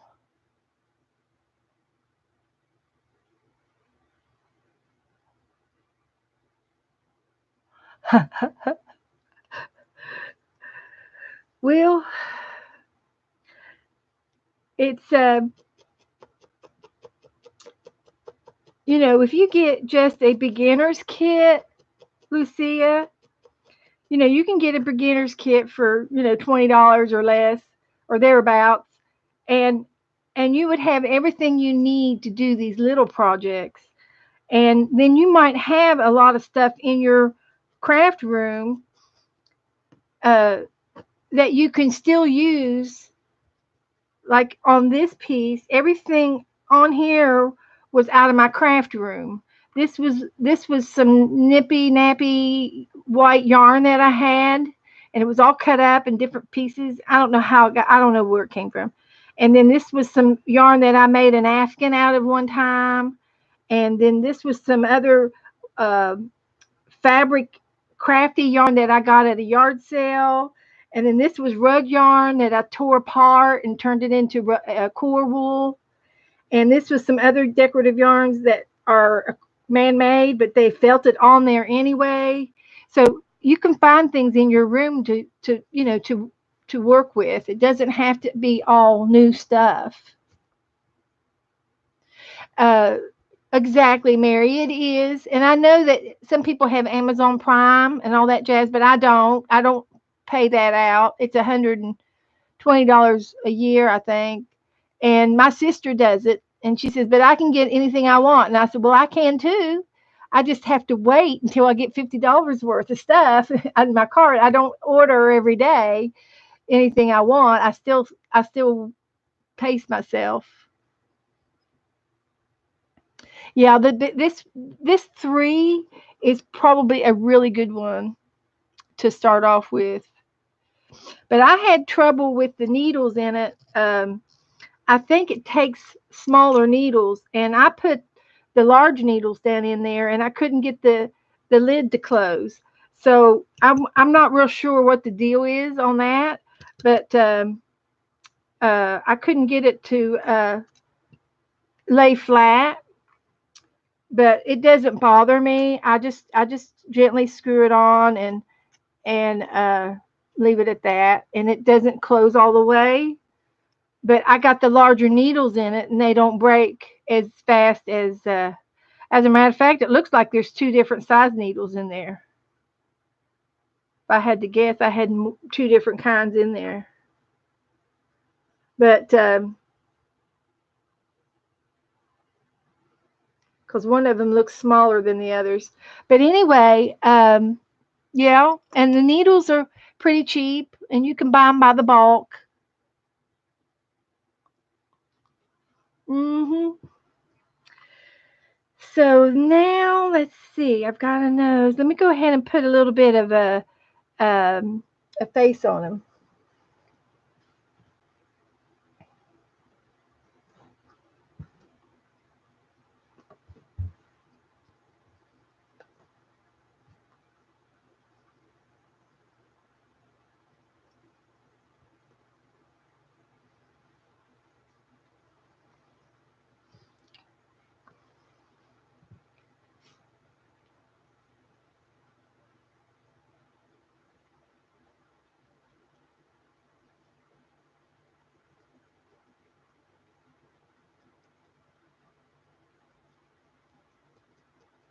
And if you're good with sewing, you could stitch this nose on very easily.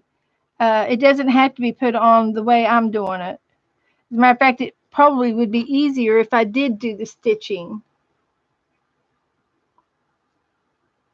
because it's kind of like a blanket stitch anyway.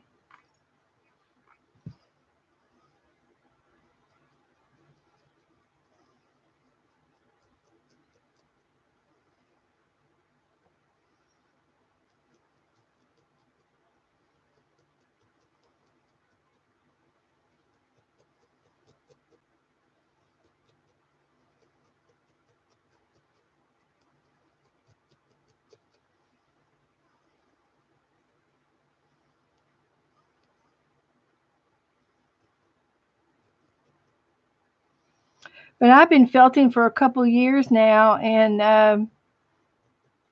I enjoy it.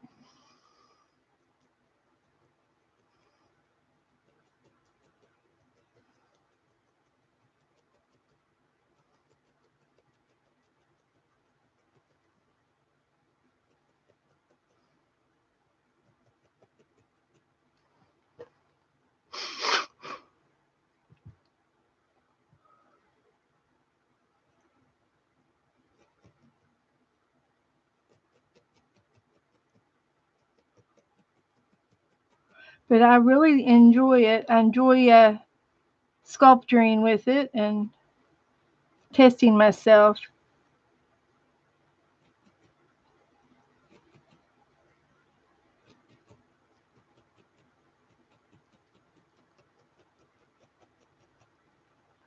But I highly recommend you uh, going to YouTube and watching videos. That's how I learned.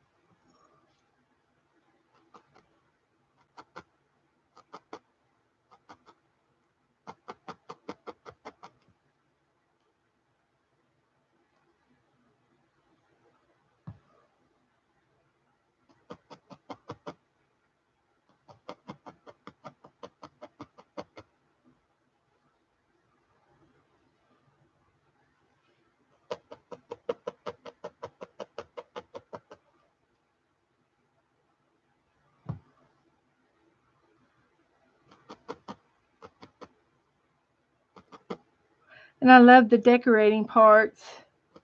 And you can use your beads and sequins and ribbons and lace on them. Be surprised how much of your notions you get to use with your creativity. That's what makes it fun for me.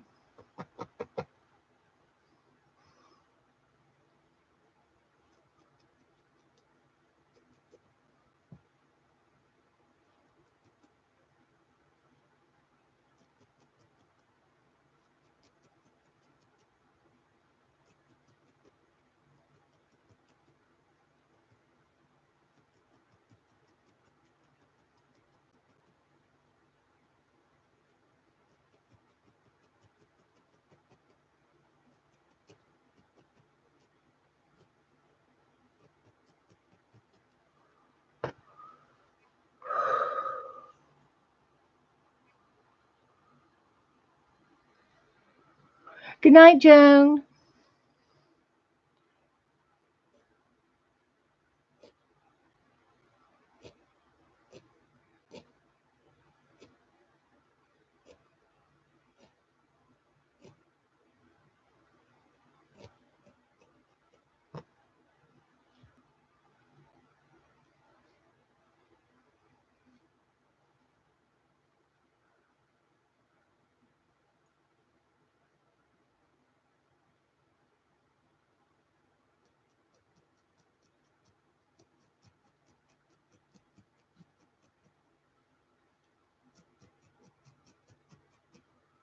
Got to make a beady little eye. They got little eyes.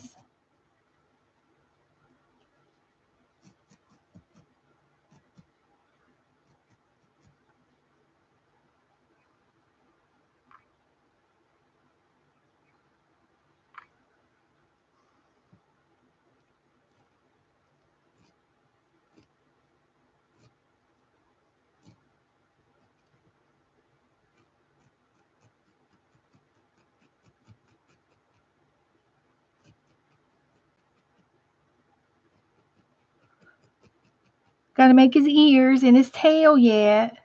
Now, anytime you feel like you've got enough and you think you might have too much, you can take your scissors and trim that off right like that.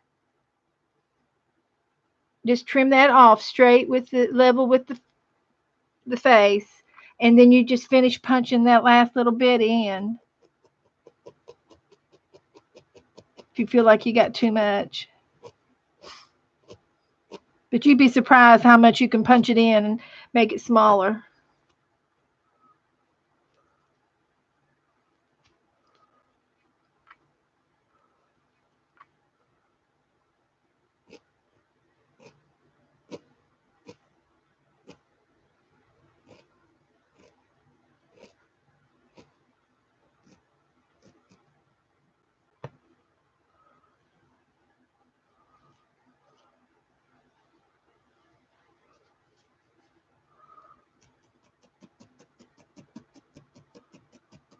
And if you think your nose is not thin enough, pointy enough, you can still go back and try to make it pointier by shaping it.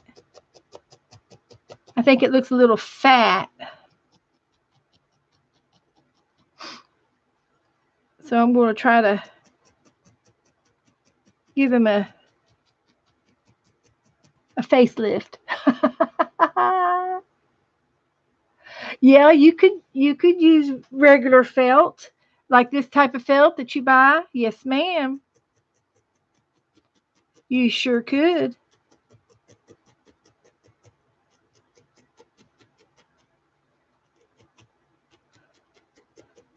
You sure could.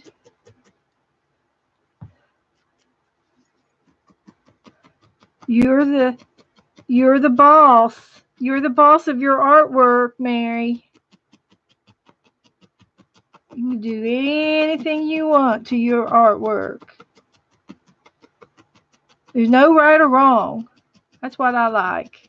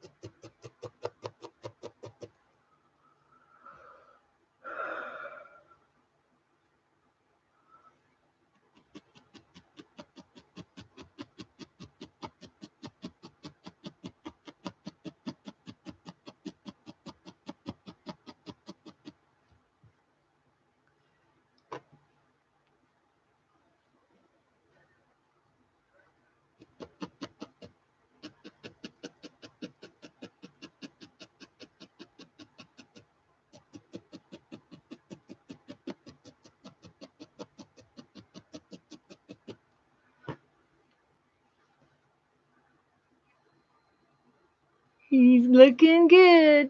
And you see all this extra fuzz that's coming off of him? When you get done with your project, if it's still fuzzy and you can't felt it down, I take the scissors to all that fuzziness so that it doesn't bother me. Oh, I just go around and just do a little shave with snippets with the scissors and give him a little trim, and that's that takes care of all of the fuzziness. But I usually wait till I'm done before I do all that.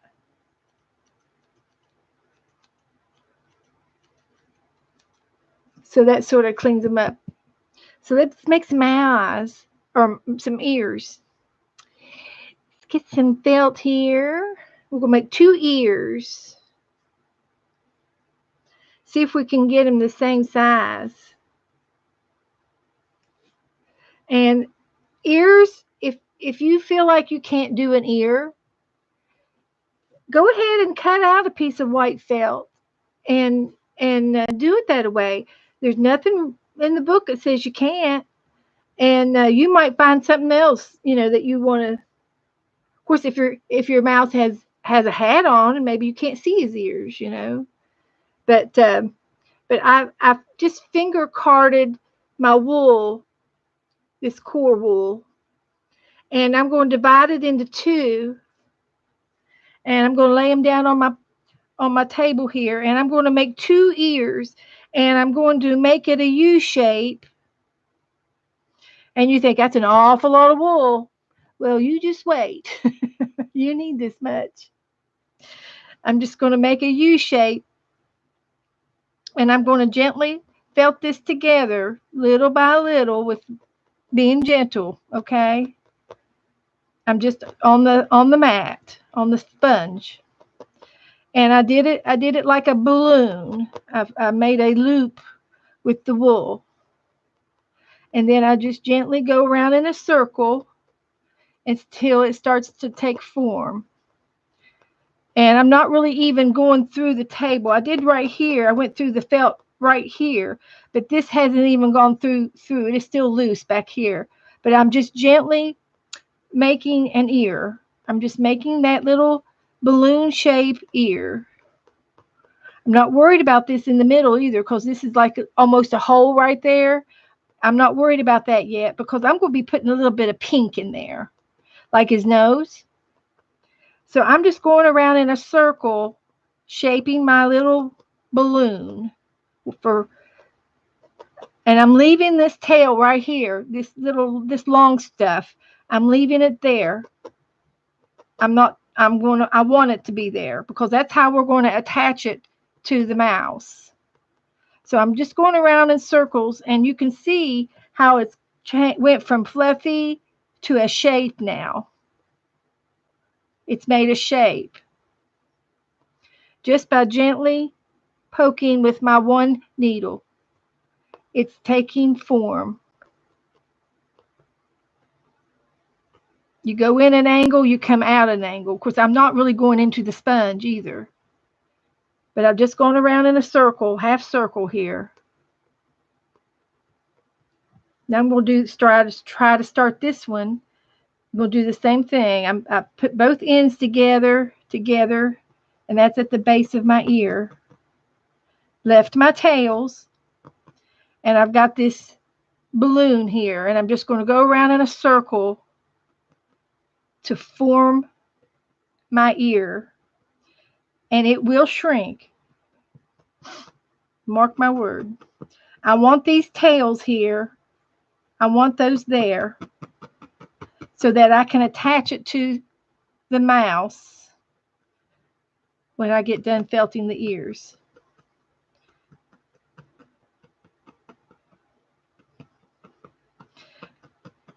Whenever you felt something down like this and it's flat, like the cookie cutter, you can cut this in half and it will not fray.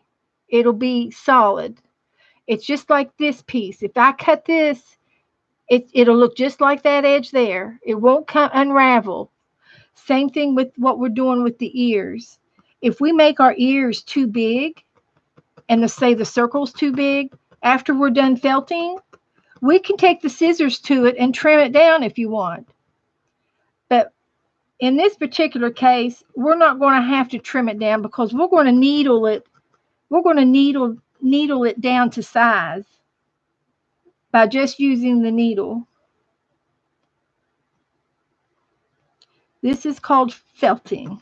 This is real felting. Felting by hand with a barb needle. Now, when you do felt down on a mat like this on your sponge, you have to pick it up every so often, or you felt it to your workspace. And if you felt it down there too much, you won't be able to get it off. It'll be felted on permanently. So you have to check and get it off of there every so often.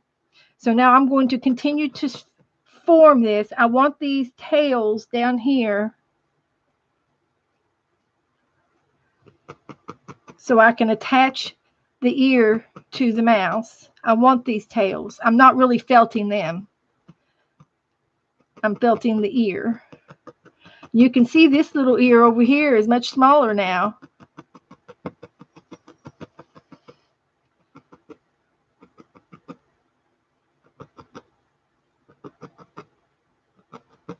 I'm leaving the tails. The tails are free. Felting the ear.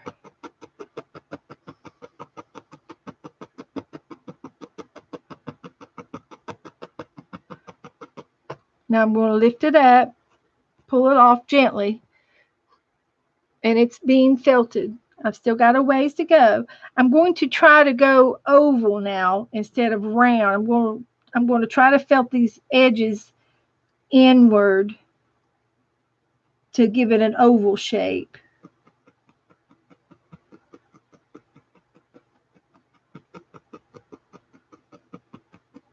And I'm going at an angle, felting it at an angle.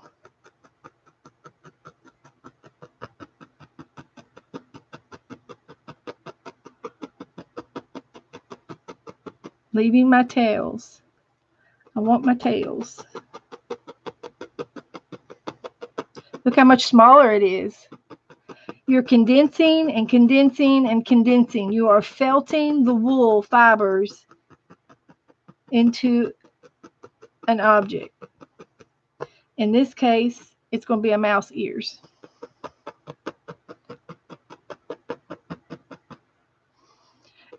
So this one over here, I need to catch up.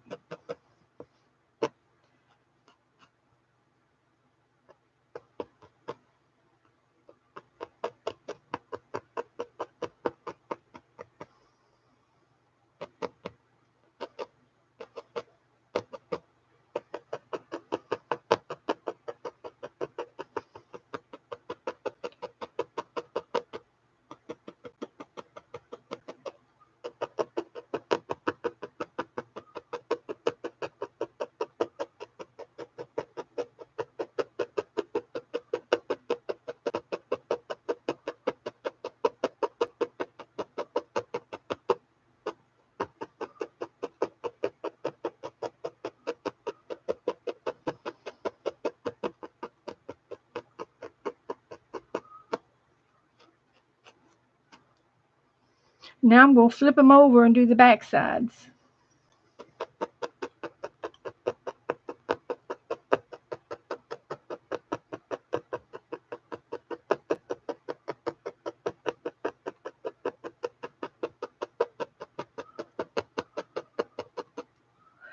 Felting away.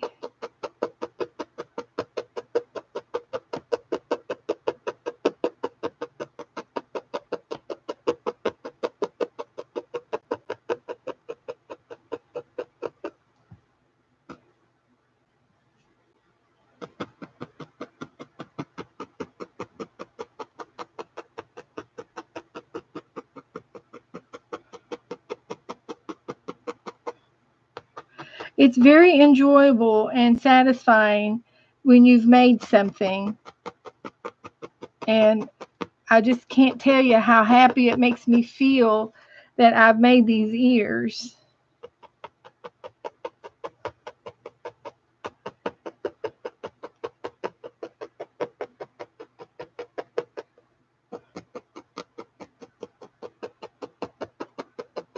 And you may need to make 3 or 4 sets of ears till you get two that look exactly alike. But they'll be enough. They'll be okay for me. I think this one's smaller, but I don't really think that you're going to be able to tell when I get done.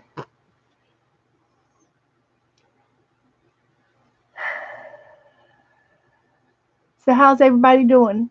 Y'all, am I boring you to death? Are you snoring yet?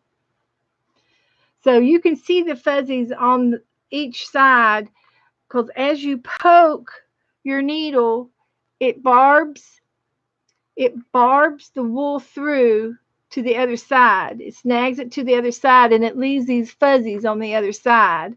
And that's why you flip it over to felt the other side so you can felt down the fuzzies. And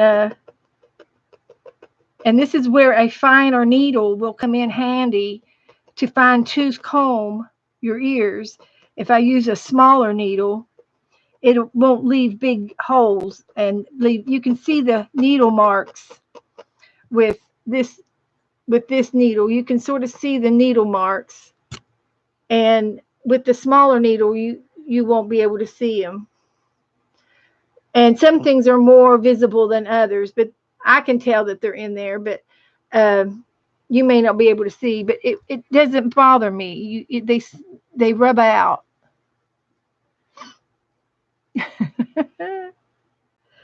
Okay. So now let's size it up. Are they too big for my mouse? Are they going to be too big? I think they're going to be just fine. So now that I've made my ears, I'm taking the tails and I'm just going to lay them down on the back of his head. And I'm going to felt this to the back of his head, leaving the ear, so that he'll have big ears. So I'm just gently needle felting this to the back of his head, where those tails are on the ear's tails.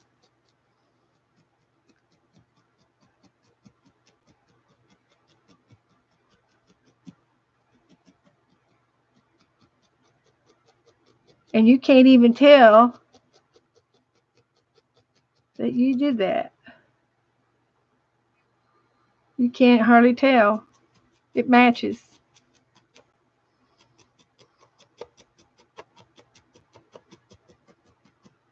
Now we'll do the other side.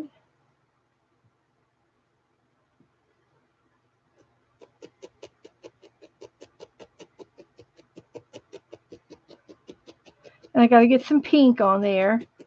Put some pink in the middle. And so if your ear is like back too far, all I have to do is continue to felt it around. I'll felt it around.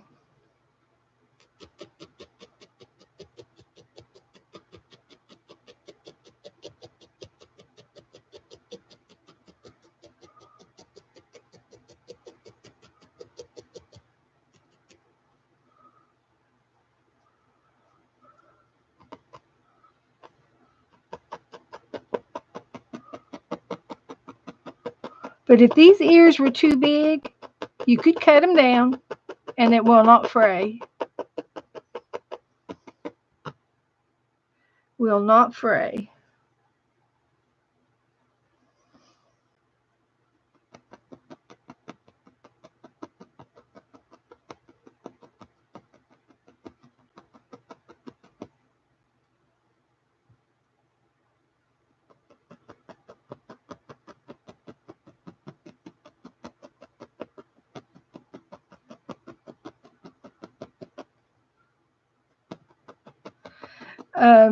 The way I put my ears in is I laid it down flat and then I folded it back on itself and felted a second layer.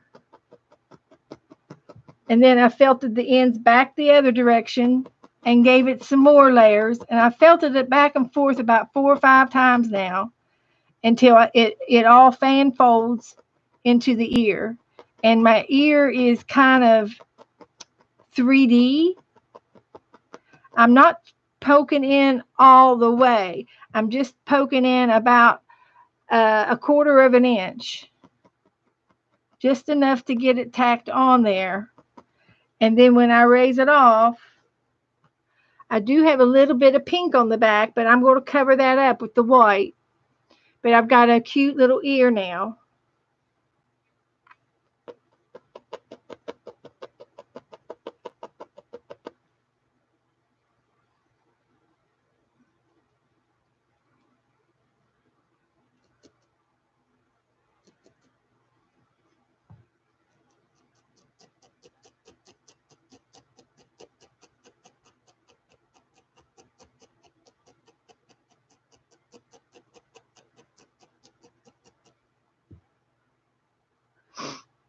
Alrighty.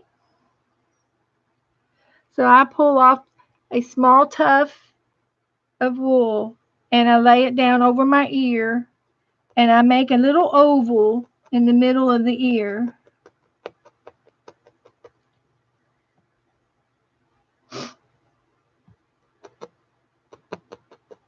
Because that's where I want the pink to be.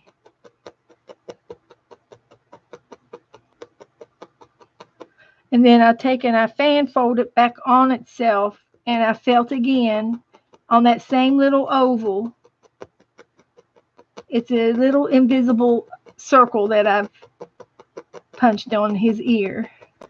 And I go back and forth until all of it's gone.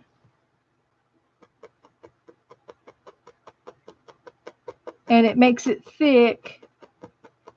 The pink is thick. And it makes it stand out a little bit better. If that makes sense.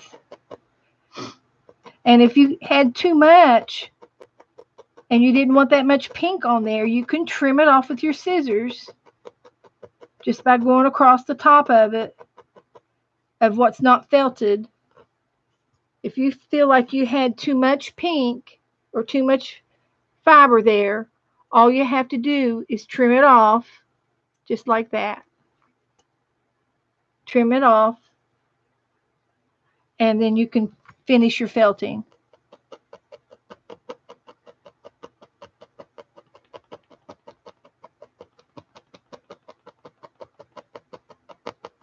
It's easy to do.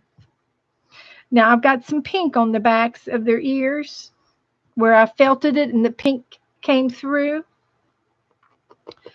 So I'm going to lay a little piece of this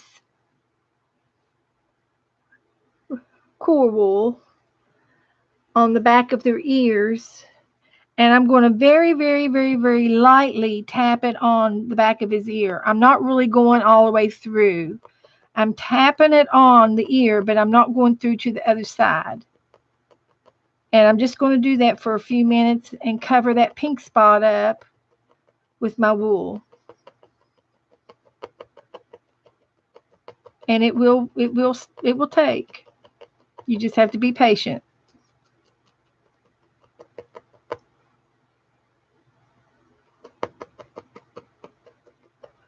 And I've made a fuzzy back covering up the pink.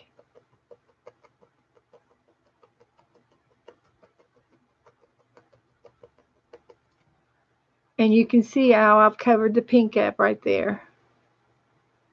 So now I'm going to do this side. Got a little piece of fuzz of the core wool.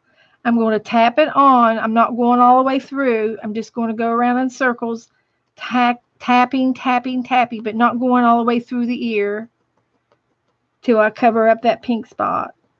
And it leaves a little tiny layer of fuzz on the back of his ears. That's part of the mouse. I'm not going through. I'm just tapping.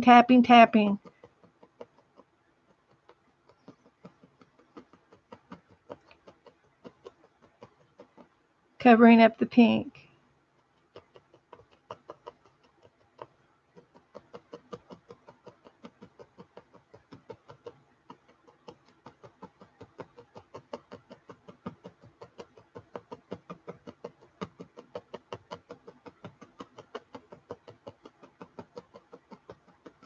And if you feel that you have too much, you can give it a little haircut and trim that off without any problem.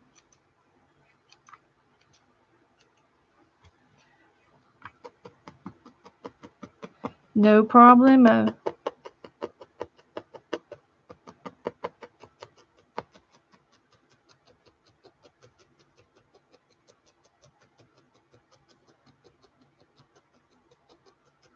I don't think that you can overfelt anything, but I think that you can tell when you have felt it enough on something.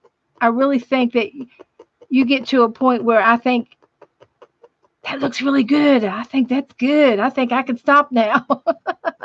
And you do. You get to a point where, oh, yeah, look how he's coming around. Good night, Mary. I'm getting ready to quit too. It's after 11. Okay. We'll see you guys tomorrow. Yeah. I'm going to quit too. But look how cute he is. So you can continue to felt him until you're completely satisfied. But we did a lot tonight. I showed you a lot of tips. And I think that you got the ideas. So and see how this ear right here is a little wonky right there? It's not real even.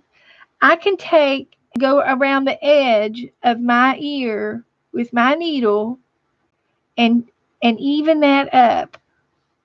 I can even it up by just tipping into the edge of the ear with my needle. I can firm that up and even it up. It's very, very you just concentrate on what you're doing and you can tighten those fuzzies up on the ear.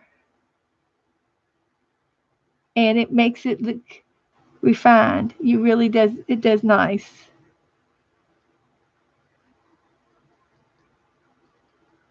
Just saying. Looks good.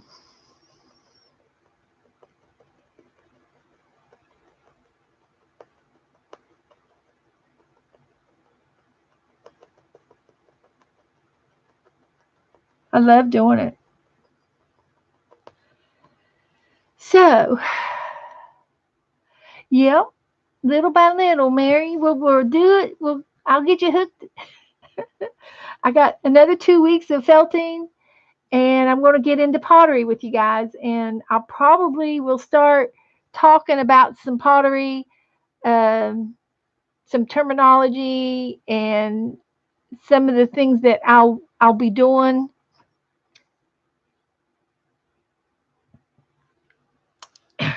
So I put pink on his toes. Believe it or not, there's pink on his toes. Just a little bit. And I got pink on his nose and his ears.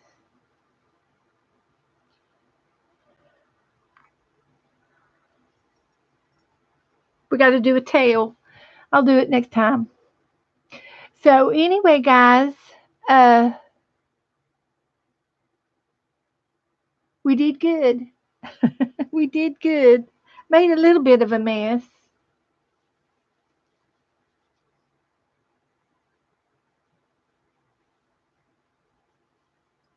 I'll clean it up.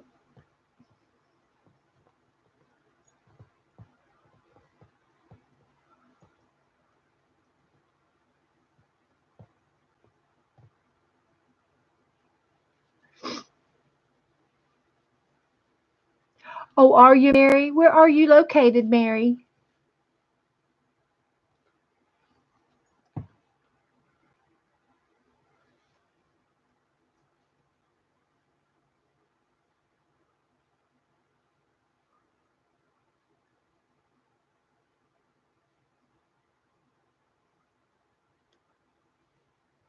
in Virginia.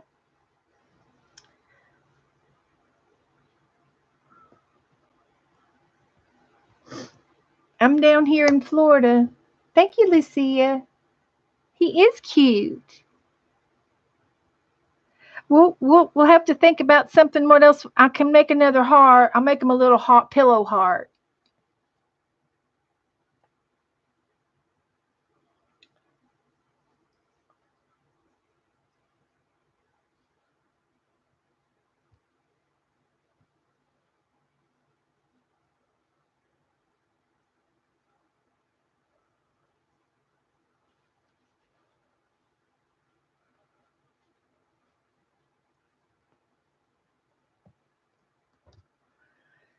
So, okay.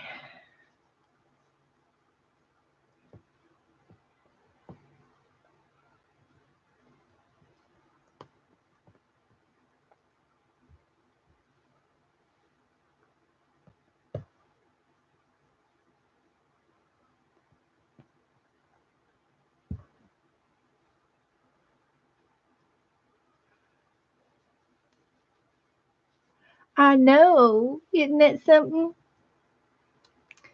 It's a Tupperware bowl. I think it's for cupcakes. It has a lid to it, but right now the lid won't fit. Yeah, stay safe, Mary. Hope it passes. I'm sure it'll pass. So, we did good tonight, guys.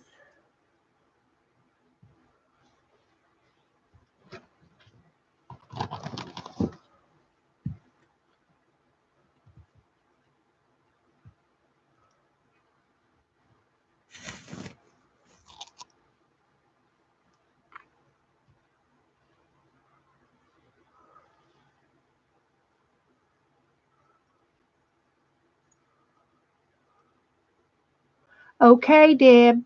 Thanks for hanging out with me. It's been an eventful night, even though we had all kinds of things going on. A lot of people. So I think Tanya's on tomorrow at 1 o'clock at 12 Central and 1 o'clock Eastern. And her and Lisa have been doing some little booklet jobs, little working in their books. And if I have time, I probably will end up going to my mom's. But if I have time, I might work in my book too. And and then Lisa will come on Monday night, and I'll be back on Tuesday nights. And I think Sharon Morrow is going to stream about 4 o'clock Wednesday that I know of. She's still practicing and trying to get on and trying to get everything lined out. And I think she'll get it. She just has to. It's hard to learn all this technology stuff at first. It was very very hard, and it's hard when someone's trying to explain it to you and you really don't know what they're talking about. So it was hard for me to tell her how to fix it when her computer is different than mine and that kind of stuff. But she will get it. She will get it. We'll get her on here eventually. Between me and Mary, we'll work on her. So I thank everybody for coming in and hanging out with me tonight. And I will see you Tuesday, if not before, in the chat room. So we'll plan on something.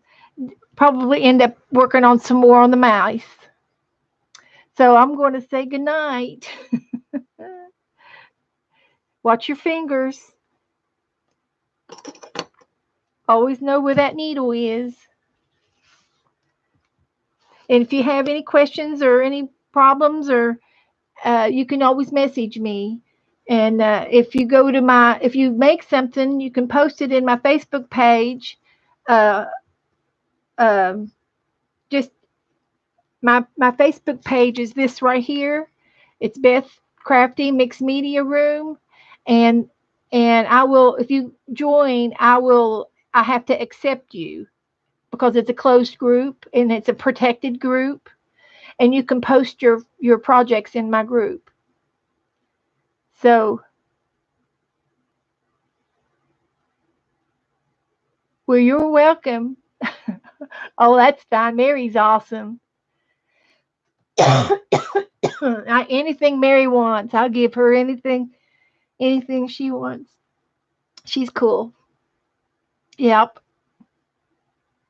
But that's just the kind of group we are, Mary. I think all of us, Becky and Lisa and Tanya, we're just we're just a very protective group to each other, and that's good.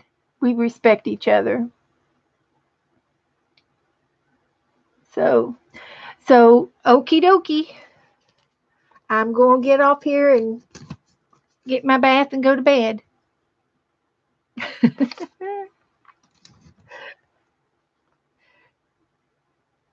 All righty. Good night. Good night, everybody.